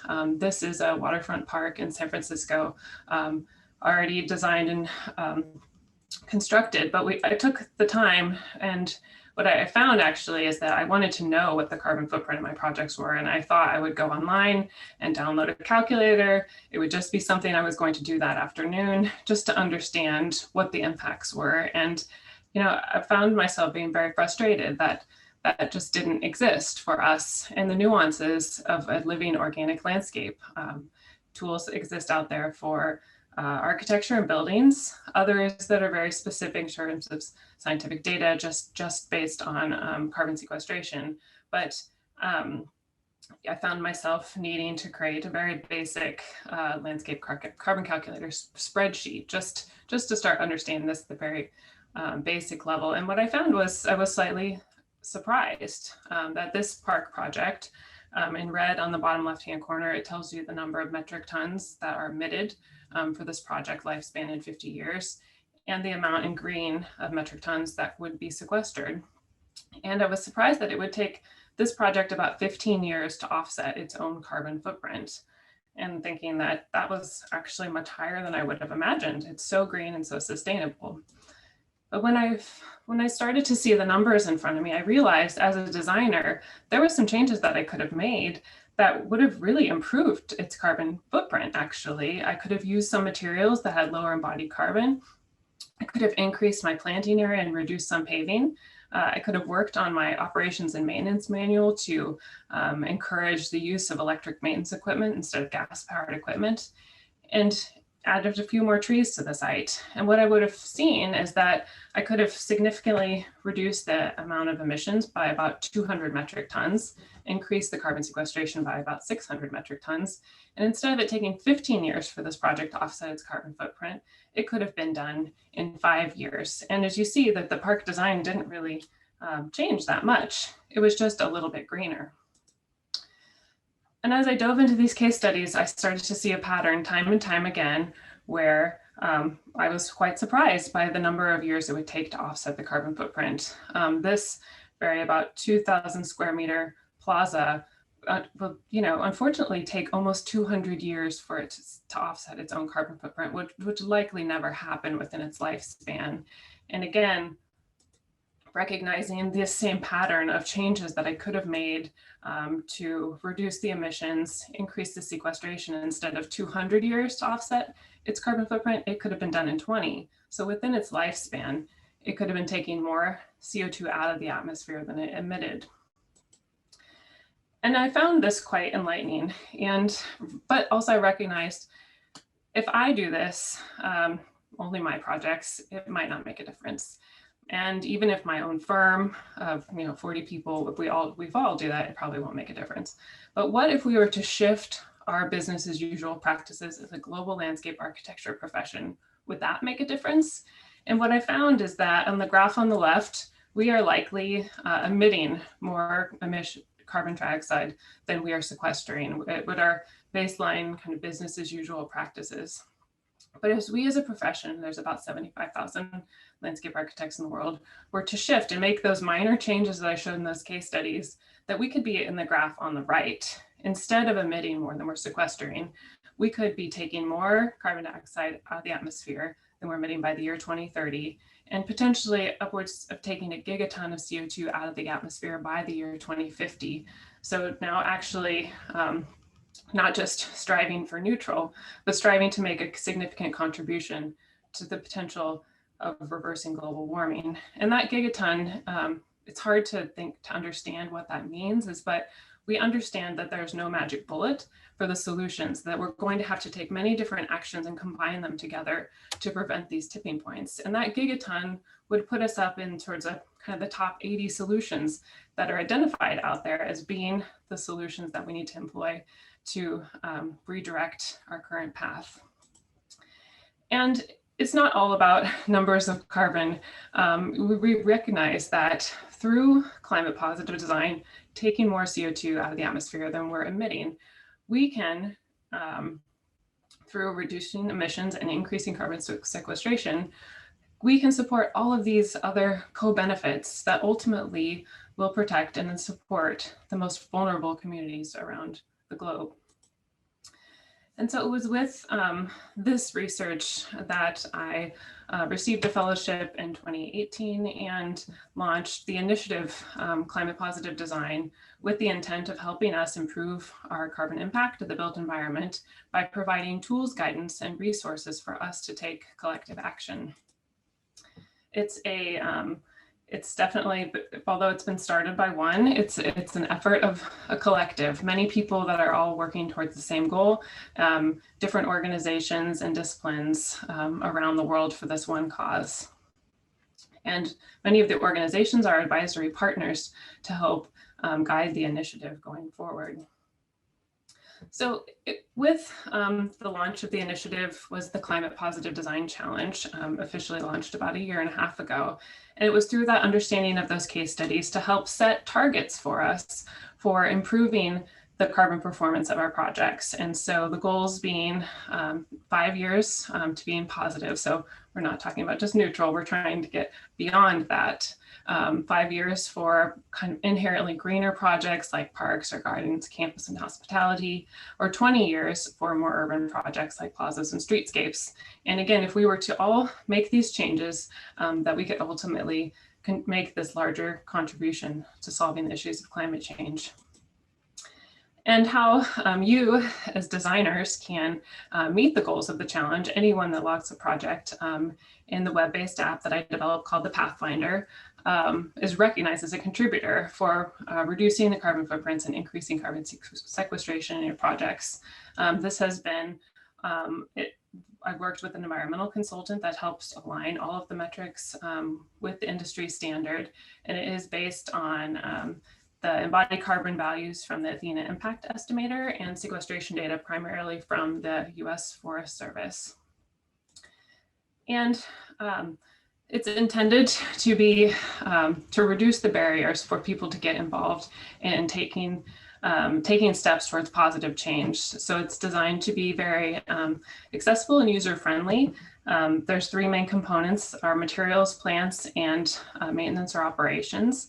And very simple is that the users of the app provide quantities based on the materials that you have or the plants. And as soon as you enter the quantity in, you'll see the red number shows you the emissions that are associated with that. Or if it's a plant material, the carbon sequestration that's related to it.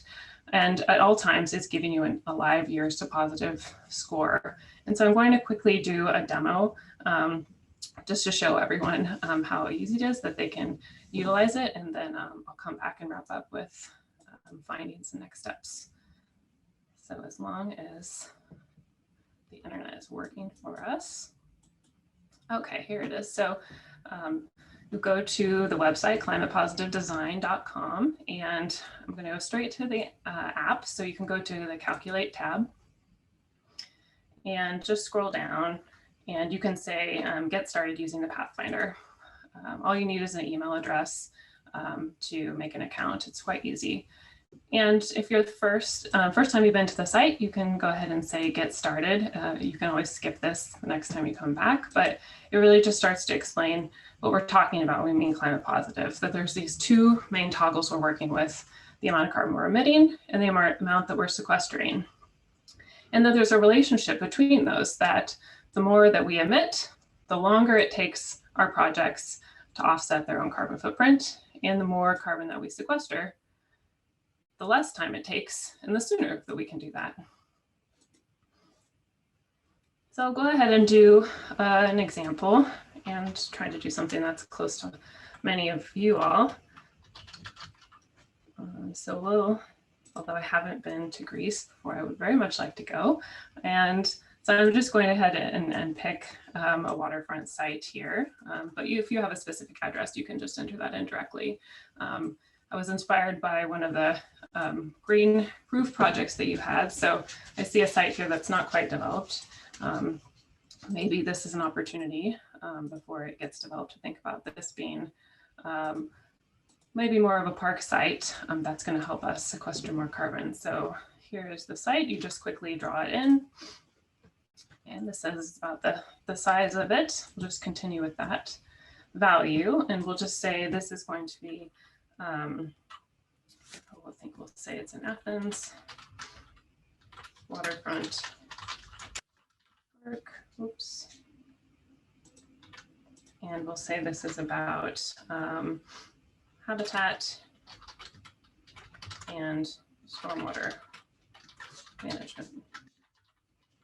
You can decide what kind of project type it is. This is based on estimating when you think the project will be complete in construction. You can select your units, what phase your project is in, if you're pursuing any of these other certifications. And then if this is just a study or a student and you just want to test it out, or you're not expecting this to be built, you can click this box so it's not included with the overall metrics that we're collecting. And then you just say create project, and we'll say that this is design alternative, option 1, and go ahead and create your project. And so as I mentioned, once you get started, it's very easy. You can do a search from materials, or you can use a drop-down category. Let's just go ahead and get started. And so as you can start with your materials, if you are adding some paving, you just click on that, and you can start to see here, let's say that we would put some pedestrian concrete, and you can slide over here and say, once you have your area of your material, what you can do is start adding in its overall area and its depth. That's a little too deep, but actually I'm going to switch this to imperial. I know many of you are working in metric, but I'm going to change this back. So let's say here, I'm going to change to imperial. And we go back in and add more detail here. And so what you can see now is, as soon as I entered in that material, the red number shows up and it tells you the amount of embodied carbon emissions associated with that material. So you can continue adding.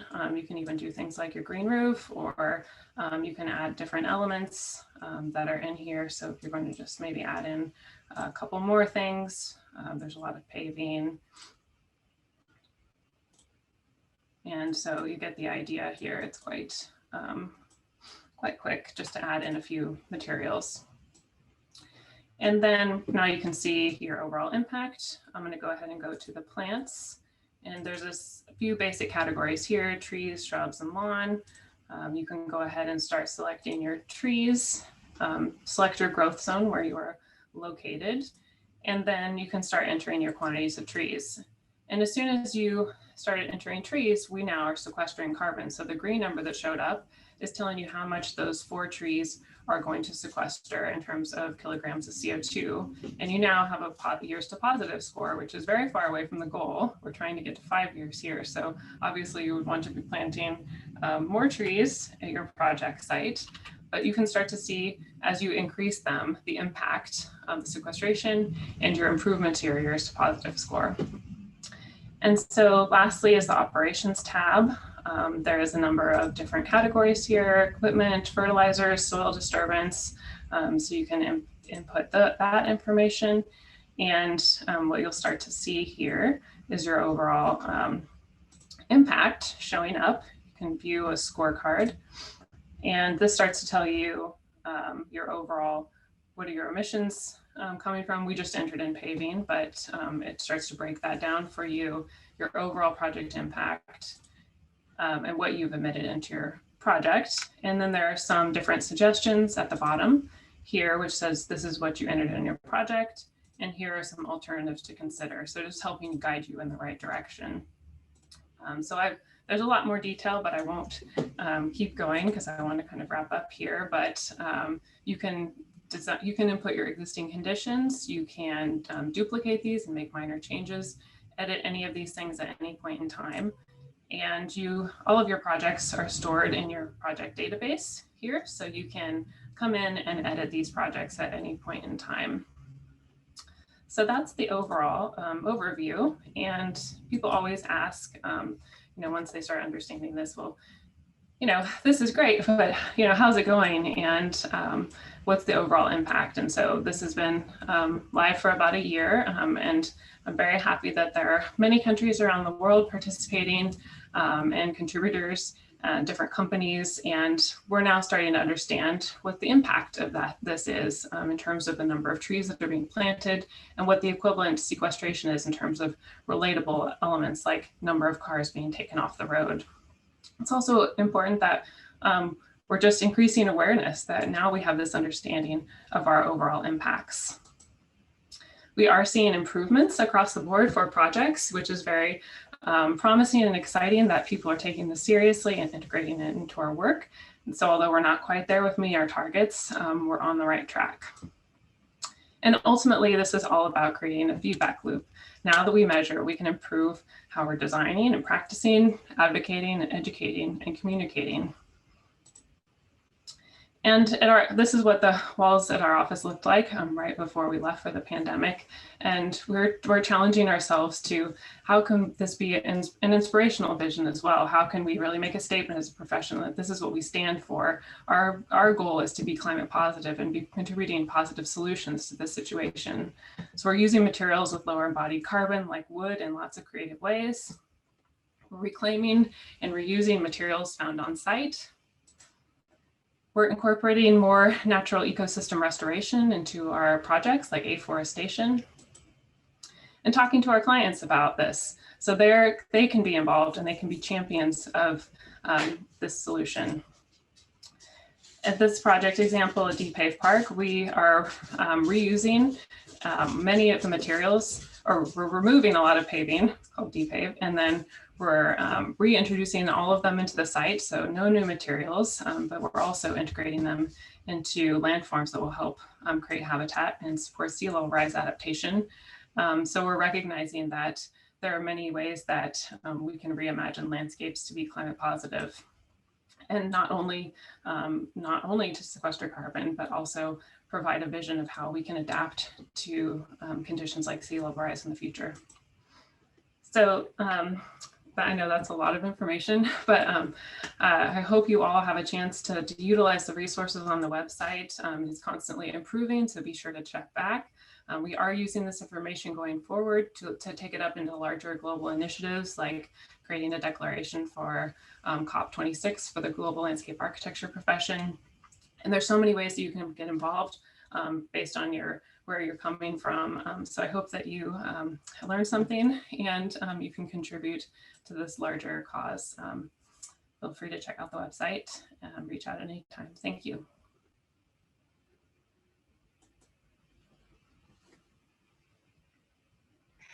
Thank you, Pamela. This was another approach of presenting how we can contribute on climate change.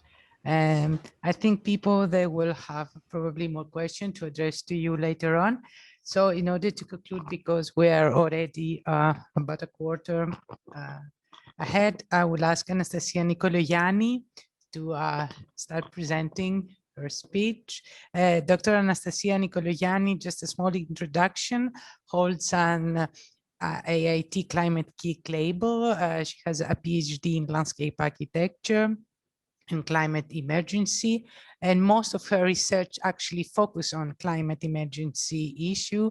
She's the chair of the emergency professional advocate for IFLA World, and at the same time she's also a member for the Policy Communication Committee and Climate Emergency and Biodiversity Response Panel for the Landscape Institute. So please, Anastasia, proceed with your speech, and thank you for waiting, all of us. Hello, do you see my screen? Yes, yes, it's perfect, yes. Yeah, okay, thank you very much, and kalispera σας. Thank you for having me. It's a pleasure to be here with you. Just to say, I'm a landscape architect and horticulturist, agriculture, so it's a pleasure to be, between the two different professions. And today I'm going to present a specific project, which is slightly different from what I do, which is environmental design. So I'm from the landscape design and research perspective, dealing with the climate crisis. But this project is more about design and policy and strategic coherence. Let's put it that way. So I'll just start with what previous speakers have already mentioned very briefly, the European Green Deal, because I think that's the topic of today's webinar as well. So I think we've said before that it's not just about Europe. Yes, it's Europe's new growth strategy, but actually has the ambition to go beyond, far beyond, to a global level. And the European Green Deal, it has has lots of aims and targets, but if we put it in bullet points, is about climate neutrality by 2050, zero pollution, affordable and secure energy, high quality food, of course, smart transport. And there's also lots of policy and law enforcement coming to that. There's a proposed European climate law establishing the framework for achieving climate neutrality. And this is where we need to pause and think, okay, that's all great, but what about the landscape itself, not transport or food or pollution? Because in my opinion, this is an overall, this is about a holistic approach. So how does the landscape fit in all this? So I'll start with something I often do, and it was my pleasure to see other speakers have done as well. I would like you all to think of where you grew up and how has the landscape shaped you, your work, and the way you live your life. So this is my hometown, Papaioannou in Greece. I grew up in a very close, in a very environment very close I grew up in an environment very close to nature, olive trees, vineyard. So, from a very young age, this has shaped my ethos, the way of living and the way I'm working or designing, let's say, or thinking about the landscape. So if you think about your area, the place you grew up, or maybe, the place you live right now, how has this formed your life or your work decision, or how is it forming your design decision maybe? So if we then bring this into what we hear about SDGs, the Sustainable Development Goals, nature-based solutions, ecosystem services, I think we need to decide or make a decision that the Green Deal is on our benefit. We need to use it as a medium for us. We need to use it to make sure that all the work we do, let's say, is being disseminated and creating a really nice outreach and outcome outside. So we need to use the Green Deal on our benefit to make sure all these different projects are the mediums to work with our landscapes and demonstrate their value. We need to use it to build a landscape identity. And this is what our project SATURN does. So this is what we are trying to do with this. Of course, some of you might say, okay, but the Green Deal is a new thing, how you have already done it. So yes, it's something that is start being implemented now, but we had lots of different projects, Horizon 2020, lots of, the previous COPs with a significant one, the COP in 2015. And obviously we have the COP 26, this year. So how does SATURN comes into force, or how does it use in a good way, use the Green Deal to support and create this landscape identity? SATURN is a European project by the Innovation Institute of Innovation and Technology, the European Institute of Innovation and Technology and Climate KIC, and is based on the experience of 3 cities forming the consortium, let's say the basic consortium. So it's Trento in Italy, Birmingham in the UK, and Gothenburg in Sweden. And it aims to reintegrate the natural assets within the city climate change impact strategy and to expand and feed its model by creating a wider initiative. Of course, we now have started, we're in the 3rd year of this project, and we have started having interest from what we call satellite cities in Slovenia, Greece, Italy, Portugal, and many more. But just to give you a little bit of background, the initial 3 cities are the 3 that you see here. So the vision is to create a new approach, a new systemic approach in collaboration with cities and institutions at the regional level. Today's fragmented landscape, let's say management governance, leads to uncompleted climate strategies where cities are analyzed independently from their natural landscape. And this is what we have identified, I think most of us, as a significant problem. So the SATURN's mission is to establish a strong narrative with public and private stakeholders. Of course, it's a collaborative approach to reconnect with their landscape identity. And we're trying to build a holistic approach or flexible framework, as we call it, which is economically sustainable and has lots of different tools and metrics for different cities and regions to implement and apply. And why is it a sustainable, why is it a flexible, let's say, framework? Because obviously we all know, I think, that in landscape architecture, there's no one size fits all, but they're trying to create the principles, a framework and a toolbox for the cities to be, to support them with the decision-making process. We operate in a 3-tiered approach. So we have a more holistic spatial approach and framework where we build the vision for these cities, and then using ecosystem services and natural capital to map and evaluate the potential of the landscape of the areas that participating. Of course, then we have the 3rd tier, let's say it's stakeholder engagement processes, capacity building processes, and identify any hidden beneficiaries on this. So the 3 core cities are leading some of these tiers. Birmingham is leading the strategic approach. We are quite experienced and familiar with creating visions in a large scale. So our goal, let's say, is to create or support creating the principles for the landscape and use visioning to support and improve each city's landscape identity. Then Trento is quite progressive in some areas with governance and decision-making processes, and Gothenburg is leading in the farming entrepreneurship area, so in the food sector. With that being said, I have to say that all 3 core cities, we are in a very, very close collaboration, and this is quite important, I think, not just in this project, but in all landscape projects. Multidisciplinary teams and very, very close connection, communication, and collaboration is a key if we are to address what we call climate change. I know this is a bit quick, but I don't want to bother you too much with the basics of the project, but I thought that's necessary for you to understand, how we operate. So all these cities have at least 3 case studies. And we're aiming to implement that and support that with the satellite cities where we want to test the approach. So SATURN aims to bring a systemic change to the governance and decision-making process of our cities and regions. It's not just about creating the landscape design approach or the environmental approach we have used to do as practitioners, but really putting into practice and co-working with the local authorities and regional authorities to see what they need to change at the policy and governance level to really make it happen. The whole concept of the project is to reevaluate governance models and put the landscape at the core of these models where they are in place, or create them where they're not in place. It is a project designed to deal with special strategies, food growing, new ways to engage with stakeholders, and of course, this holistic environmental approach, the SDGs, etc., that we've mentioned and heard from previous speakers as well.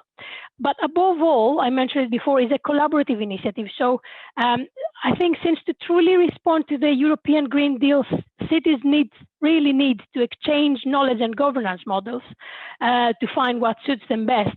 This project is what it tries to create. It tries to do exactly that. So this is very fundamental for the project, for the cities to exchange knowledge and collaborate and find what suits them best in a way. Our portfolio, we are now at the position where we have created most of the tools, and hopefully by the end of the year we'll have a full portfolio to support our aims, the project aims.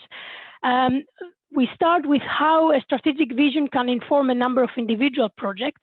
And here you see some examples from some of the workshop visioning workshops, for Trento. Where what we do is not just, of course, is maybe for some of us, the landscape architect is a standard or semi-standard visioning approach, and we were used to do it. But for local authorities, stakeholders, public, and other individuals, this is not a standard approach. So what we do, this tool is trying through a series of workshops and exercises to create a holistic vision, taking into account specific areas, specific characteristic of each area, and of course, informing the future, infusing them, transporting them into 20, 30, 50 years ahead.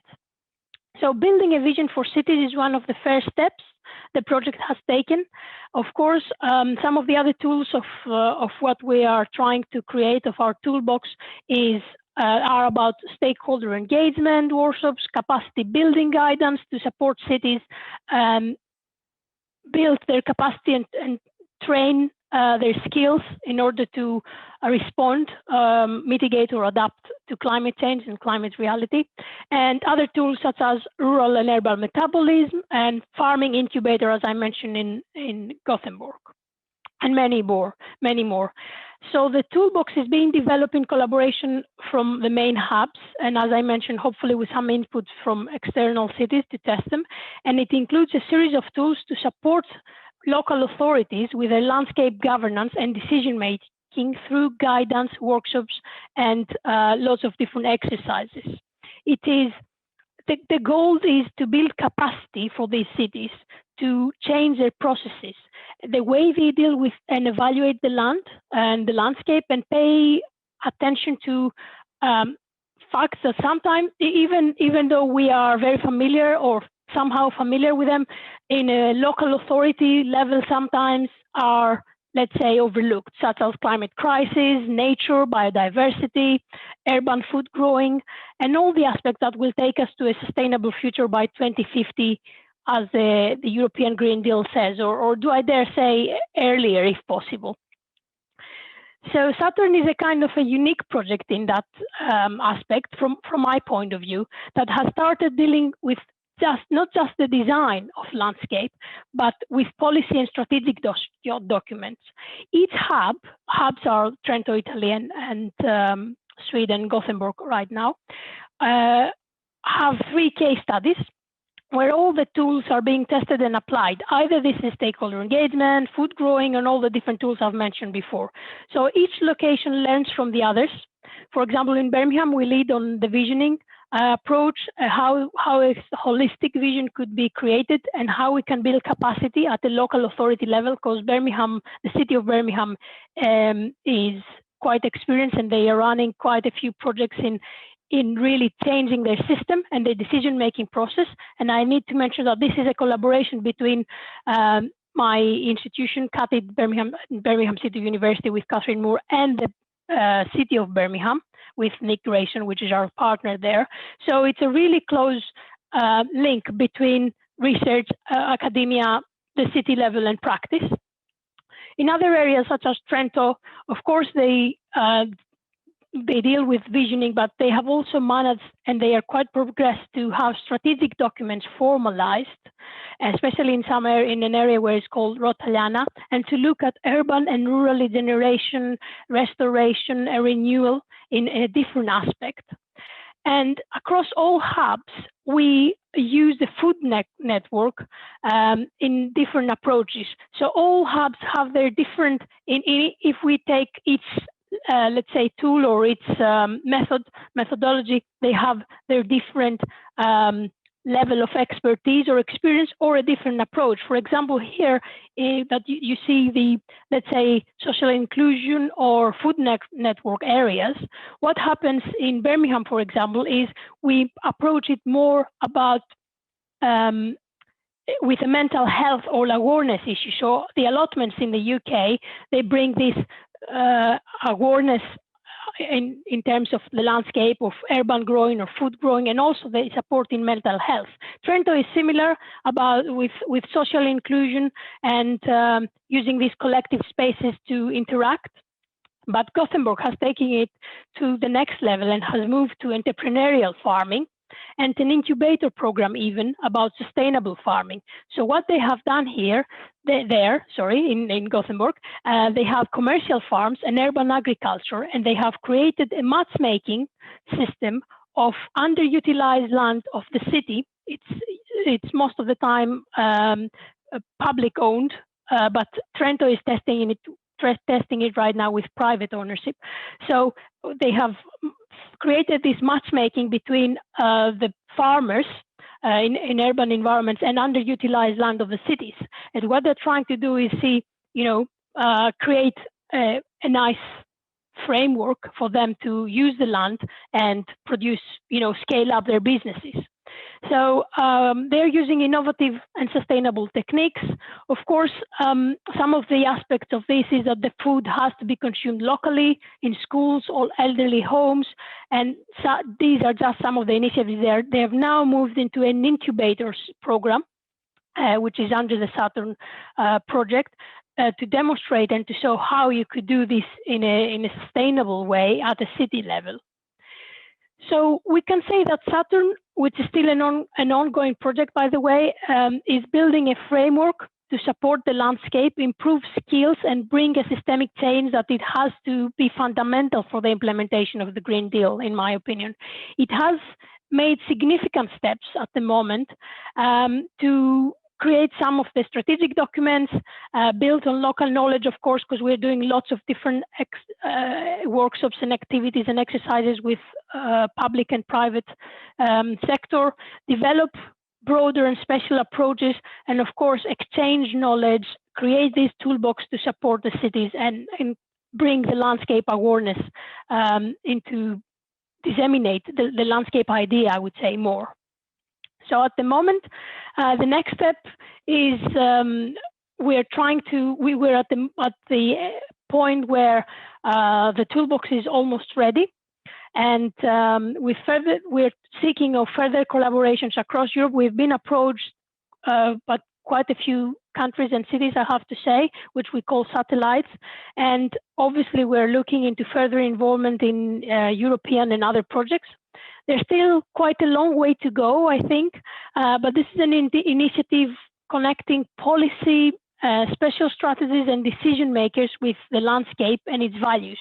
So it's not that easy to create. It's not just a design project, and I say this with all the respect because I'm usually dealing with design and environmental design, but this is somewhere in between where it could really demonstrate how the European Green Deal could go to the next level with collaboration within local authorities and public and private institutions and organizations, and also what are the crucial steps for this to happen, from visioning to guidance, capacity building, and at the end, of course, design. Thank you very much for having me. Thank you, Anastasia. It was a very, very nice talk with you, and especially that you showed the other aspect, how to communicate this to more to public authorities, to sensitize people, especially you just show us all these participatory also methods that we can use. So taking from your last speech, and I think all speakers now can just switch on their cameras so people that can see them all in one. I would like first of all to ask you all to share your results or outcome with your association, with our association FALA. On chat you can, we have written the website. So if anyone wants to get more informed about what you're doing and what was said today, they can easily get information and be in contact with you. And something more practical, the recording is going to be uploaded of today's session is going to be uploaded in FALA website. So people that had problems of connecting today, or they wish to see again or to disseminate this event to others, they can do it. And I will start the first question probably that I have to all of you, and you can just start sharing some answers with us, is from your experience, do you recognize any change on attitudes of people either on public or private sector regarding if they're more sensitive to this sustainable design or to these EU green challenges did you face regarding your practice, either in academia or in practicing landscape architecture? Have you seen any change till now? So this is addressed to all of you, so just take the floor, please.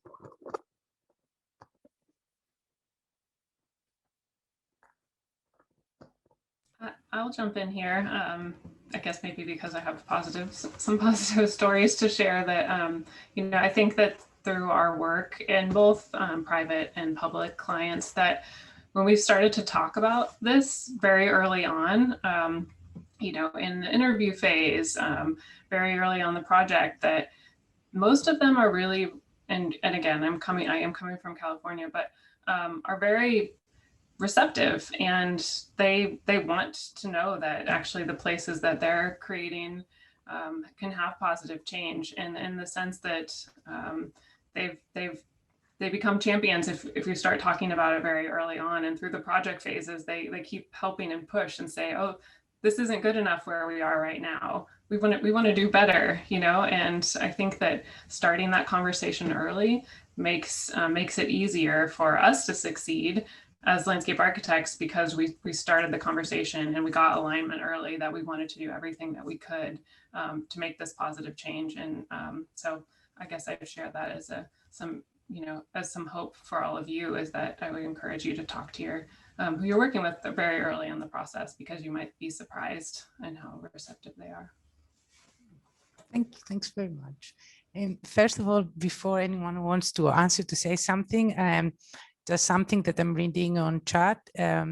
If Debbie, Anastasia, and Pamela too can share the project links on social media or here or on chat, this will be very helpful for people. And of course, any other speaker.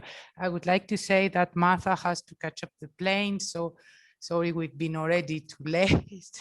So she had to leave us. This is why you don't see her on the screen.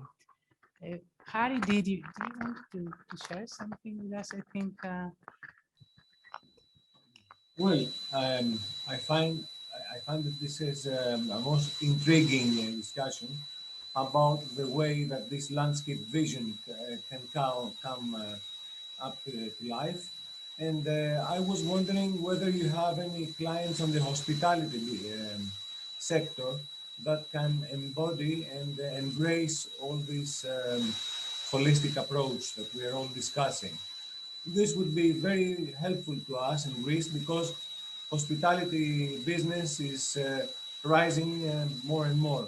So more people get involved in it, and it will be very, very helpful. Do you have any guidelines or any ways that this vision can come into hospitality practice?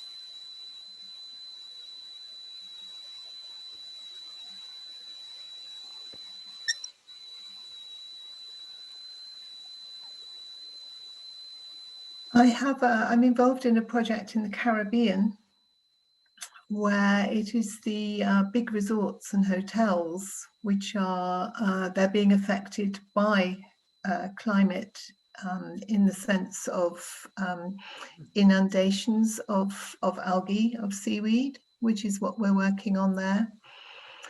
And they definitely use their environmental credentials, their EMAS accreditation, you know, ISO 14001, that kind of they definitely see that as a marketing ploy, and that it's of value in terms of marketing.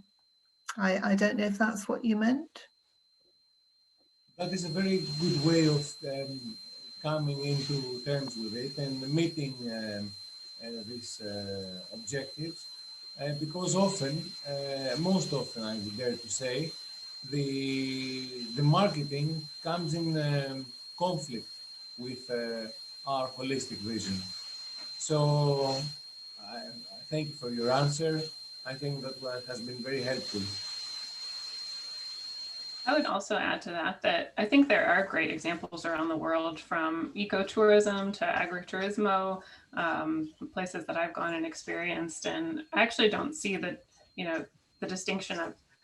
I think that the best practices that we're including on all of our practices, whether it be a municipality, a civic space, or private residence, or more of a hospitality place, I think that there is a general desire out there that people look for, that they want to know they're going to go stay a place and contribute money to it, that they want to hear that sustainability practices are part of that place that they're staying. And so I think there's, anyway, just a number of examples around there, and I've worked with on kind of ecotourism places in the past. So I just encourage you to look for some of those examples out there. Okay. Well, working in a post-COVID area, in a post-COVID era, makes us reconsider our whole approach, not only in the design, but in the whole way of dealing with our lives and even in the hospitality. So thank you very much. Can I just build on that, what Harry said, and I don't think it's just hospitality is one area, but at least from what I've experienced, this post-COVID era, I think has shifted the way people think in general. So as practitioners, as landscape architects, agriculturists, I found myself very often saying, okay, but what about green design or planting or climate crisis, etc. And not that we were not being heard, but maybe we're not being heard as much. And I feel that within a year, although I'm not obviously, as all of us, I think I'm not a fan of COVID at all. But one thing that has done as a good to us is showcase, demonstrate the need for open spaces, green environments, the need for proximity as well to these places. And, for people, for public to be able to walk 5, 10 minutes, 15 minutes from their works or houses, etc. So I think this is although I say it again, really bad experience, is a great opportunity for us to grab it and say, here we are. And you cannot do it without, I'm not saying just landscape architecture, but all the sector, all the multidisciplinary sector. Because I think this is a profession that we could bring, bridge gaps and make links and create a sustainable future. Obviously, with collaboration with architects, engineers, land surveyors and designers and everybody else, of course, horticulturists, agriculturists. But I think the power we have in landscape architecture, and in a post-COVID era, what is, at least I'm experienced here in the UK, is a booming of green recovery and how we could use landscape as part of this, as the core, let's say, of this. It's a good example, and I think we have to think even the bad issues, even in good terms sometimes. This COVID, the COVID era has contributed to, let's say, to revert the relationship between the indoor and the outdoor activities, because indoor has come to be, let's say, something very dangerous if we live together in the indoor spaces. So outdoor spaces prove to be, let's say, as a salvation or so. So it is an opportunity to revert this balance. It is an opportunity to swap from indoor to outdoor and vice versa, maybe. Hopefully, yes. But what we need also to consider, I think it was either Pam's or Debbie's, I think somebody saw that in one of your presentations, that, the CO2 has gone down, or it had, let's say, slowed down last year, this time of the year last year, and then it went back up. And then somebody saw it in the average, actually, this year we're even higher. So yes, to more open spaces, but we need to find ways to design in a way that we sequestrate more as than what we created as CO2. Can I just add to that and say that as a result of the Landscape Institute in the UK declaring a climate emergency and biodiversity crisis, and came up with a charter, really, getting individual members to commit to net zero emissions, and putting on some really quite stringent requirements for all members of the Landscape Institute to undertake climate-related CPD every year. And there has been discussion about whether registered practices should be required to evidence their commitment to the climate. So I think there are real changes, which was, I think, Katerina, your original question was, what changes had we seen in our profession and our working life?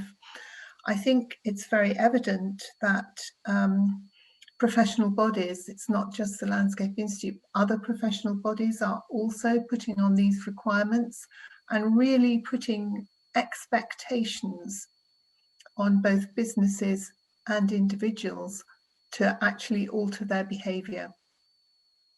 And the same goes for universities.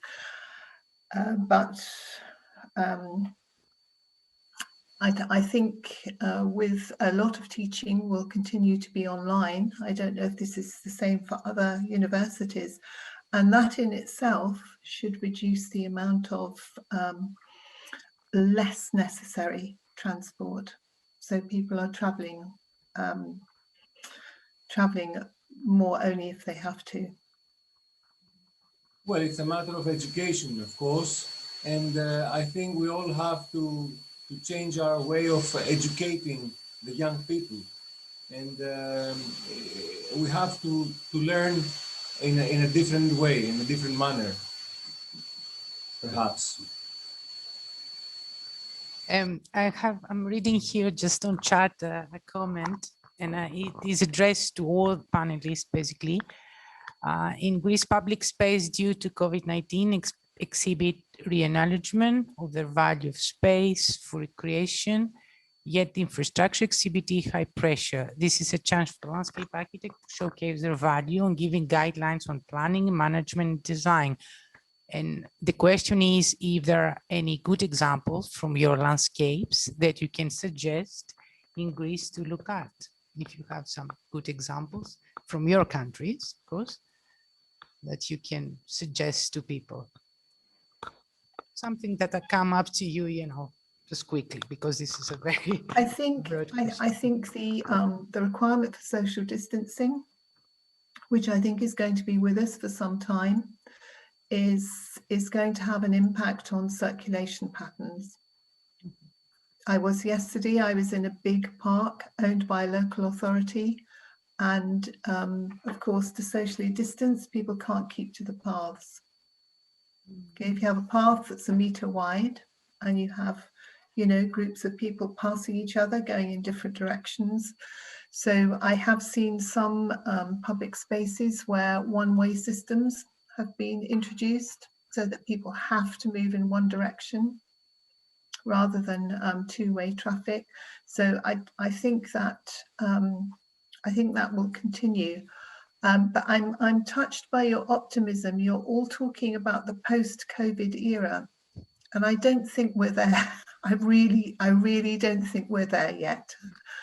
I'd like to think we are, but I think we have this for some time, and I think we have to be prepared for further such incidents, and I think that will have an impact on design. And I can add to that as well. One of the projects that I mentioned at the beginning that I'm working on, that's along San Francisco's waterfront, and that project started as a sea level rise adaptation and earthquake seismic retrofit project, and it started about 5 years ago. And it had been very challenging to talk about, well, if we're going to modify the waterfront, let's make more space for people, let's make more space for bikes, let's make more space for ecology. And that conversation has been very difficult to get the space that we want for the public realm, but it has shifted, as Debbie was talking about, now that people are recognizing, we were saying that before, but now they realize that space is so constrained because of the COVID era and needing to stay further apart from people. So I actually think as that project evolves and gets built and constructed over the next 10 to 20 years, that we will be seeing an improvement in that waterfront in terms of the space that's given and prioritized towards public open space, primarily because of realization of its benefit and value. Can I ask a question? Yes, please. I mentioned this issue of native species and climatic zone shifts. Now, this is really contentious. I'm an ecologist, I'm a scientist, as well as a landscape manager. You know, an awful lot of restoration projects, they are always looking backwards. They're wanting to restore something that was there in the past. And I live in a village in the south of England, and I am now surrounded by vineyards. And my village is producing wine. So are the villages to either side. Now, this would have been absolutely unimaginable 10 years ago. And yet, as ecologists and specifiers in planting schemes, we have not moved. Now, I don't know if that's the same in Greece, in California, but I think this is a really serious issue. So I'd like to ask you what you think. The address is to all or to? Yeah, I'm addressing this to everybody and to attendees as well. You know, you can all put in the chat. Yes. It's something that really worries me, particularly with planting of trees. Everybody's planting trees to sequester carbon. Now, there's a lot to be said for the fact that if you plant short-lived trees, you will actually sequester more carbon. If you plant short-lived trees and you manage them as coppice, trees sequester carbon much more rapidly when they're in the early stages of growth. They don't sequester carbon at the same rate throughout their life. How does this affect our thinking about planting? I would like to start on this, and based on your question, I think we have somehow a long way to go still regarding the choice of the right species of planting, and especially another issue that we're facing here in Greece, because our flora is quite rich, as you can understand, and we have a lot of native species. A dilemma is how you can just choose one species that exists in a region and move it to another region. This is a question that really is puzzling a lot of ecologists and botanists on this issue. And of course, although we are very keen to use native species, there are some issues. For example, if we want to use a mix of wild flora, that probably the market does not have our native, species. And some people, they're brooding from abroad. So this is another issue to consider still. So I think there are many issues to think about it, how to deal with. But I think, yes, this is not a simple way of answering, and we have all to think more seriously about this, especially which plants we're choosing and for which purpose and for which side. Yes. And if I can say something, I think that in this topic, very important is education of the landscape architects, because we have in Poland, I think that in the other countries also, the list of native species, the list of protected species and forbidden, and these which are not good for our countries.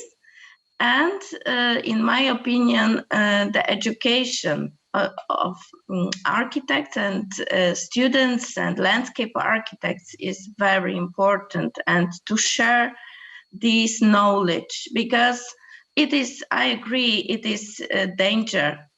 And this natural structure which is built from trees, from greenery, has their own logic, their own rules, and it is very, very important. And education is the main goal in this topic, in my opinion. Can I just also comment something, because I think I absolutely agree with both of you, and with Debbie. It's not an easy question, but I think it's also something we need to consider. Yes, have some principles in general or overall, but consider based on what country we are. So in some cases you need to mitigate, some cases you need to design to adapt to climate change, and I think that will direct each project depending on what you want, what you need to do really, and that will, kind of form the decision for the planting you have. That's one thing I'm thinking. So if you're designing to adapt, you might need to choose different species than to mitigate. That's not necessarily, but it's an option. Then another aspect is we need to have in mind what we want to achieve in the future. So that your question, Debbie, took me to one of the projects I've dealt with, which is the Room for the River in the Netherlands, which is a climate adaptation project. And what they have done in one of their locations in Nordvaart is at one part, a very small part across, the whole project, they had to take down the dike they had and left the water open. But it was a historic site. They had a fort there. So they wanted to, of course, have some enforcement, some protection for the fort. So the water, in case of flooding, the water don't flood the whole historic site. But they wanted to give some sustainability to the area, and also, create a more quality, if I can put it that way, landscape. So what they have done, they have kept some part of the enforcement, some part of the dike, as they call it, and they have also created 2 series of of natural dikes with willow trees. And they have even gone down to the process of selecting 2 different species of trees in case in the future one of them is get affected by fungi, an insect or anything. So I think it's a quite tricky question that you're asking, but we cannot fully decide if we don't know the exact site, the location, etc. And also the area. For example, in Greece, always talking as a Greek, but talking for Greece now, is we had faced quite a lot of a pattern of using foreign species, let's say, or not using their, our native species. That's in the past. Of course, the recent years and quite a few years back, we have all professionals started using more native species. So this is another example that, okay, of course, we can use some native species and some not native species, but these might require water, which is another consideration for areas like Greece, Southern Europe, etc. So I think it's a question, to fully answer this question, we really need to think and take decisions on the specific location and the specific project you're addressing. But I agree that some principles might need to be put in place. I'll just make one comment to that and say, I think we need to think about our definition of native species.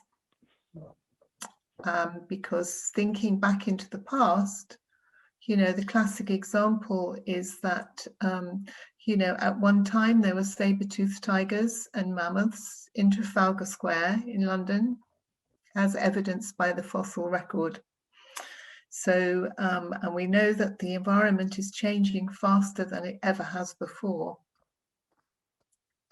So I just think we need to be very open and flexible and think hard about what we're doing. Okay, so I think if you don't have any other question, I don't think any other comments on chat or on the question and answer. First of all, I want to thank you really all, because you gave us a broad spectrum of what a landscape architect can do and in which domains and sectors can offer to society. So I think I can just present to the attendees that these webinars are carry on at the next session on the other Saturday with some Greek speakers. There will be, of course, the presentation will be in Greek this time. And we will, I think, address a lot of issues on circular economy too, on a perspective, probably on some project taking part in Greece. I would like really to thank you all, because you have presented to us really this multivariate aspect of landscape architecture that we wanted to address here. This was the aim basically on these webinars, and how this is linked to climate change and biodiversity issues as we were thinking of. Harry, I don't know if you want to say something too, and we'll be closing, I think. I think this has been a very good opportunity to see that the profession of landscape architect is necessary. I think that the profession has to be known to everybody, what we are, what we do, what are our aims, because here in Greece the profession is not quite known, and unfortunately people often think that landscape architects are the ones who just put on the grass, and surrounding leyland trees. So I think that we have to meet this misunderstanding, to see the broad horizons that lie around us, and try to move into the education issue, not only in matters of, let's say, university education, but rather from our very, very first years. And I would like to conclude, I was very, very happy to see that most of you started off your speech with your photographs from your early years, because this is life. I mean, we go back and we see the very first steps we met. So thank you all very much, and hopefully we can see our vision come, you know, just step by step, a little bit better and a little bit better. Thank you all. Really, I'm just reading here on the chat all the time that a lot of attendees really thank you all for all these wonderful talks and insightful talks, and that they were very inspiring for us. And I think this is the issue, probably COVID through Zoom and so on, collaborate people from all over the world and make it easy to exchange opinions, to exchange ideas. So really, I would like to thank our guest speakers and the sponsors for sharing these thoughts with us. So thank you really all. Thanks very much. Thank you very much. Thank you very much. For me, it was also very interesting, and I am very proud and I'm very happy that I could see your presentation and discuss. Thank you very much. Welcome. Thank you all. So see you next Saturday then, and hope to see you, the foreign speakers, in a common ground somehow, somewhere. In person, not in front of the screen. Person, yes. We would like to share our education, you know, in nature-based solutions. Thanks very much. Thank you very much. Goodbye. For the see you next Saturday at the same time. Thank you, Katerina. Welcome. Bye. Thank you all. Bye, Anastasia, Debbie, Urszula, Pamela, and all the sponsors, of course. See you then. Goodbye. Bye-bye.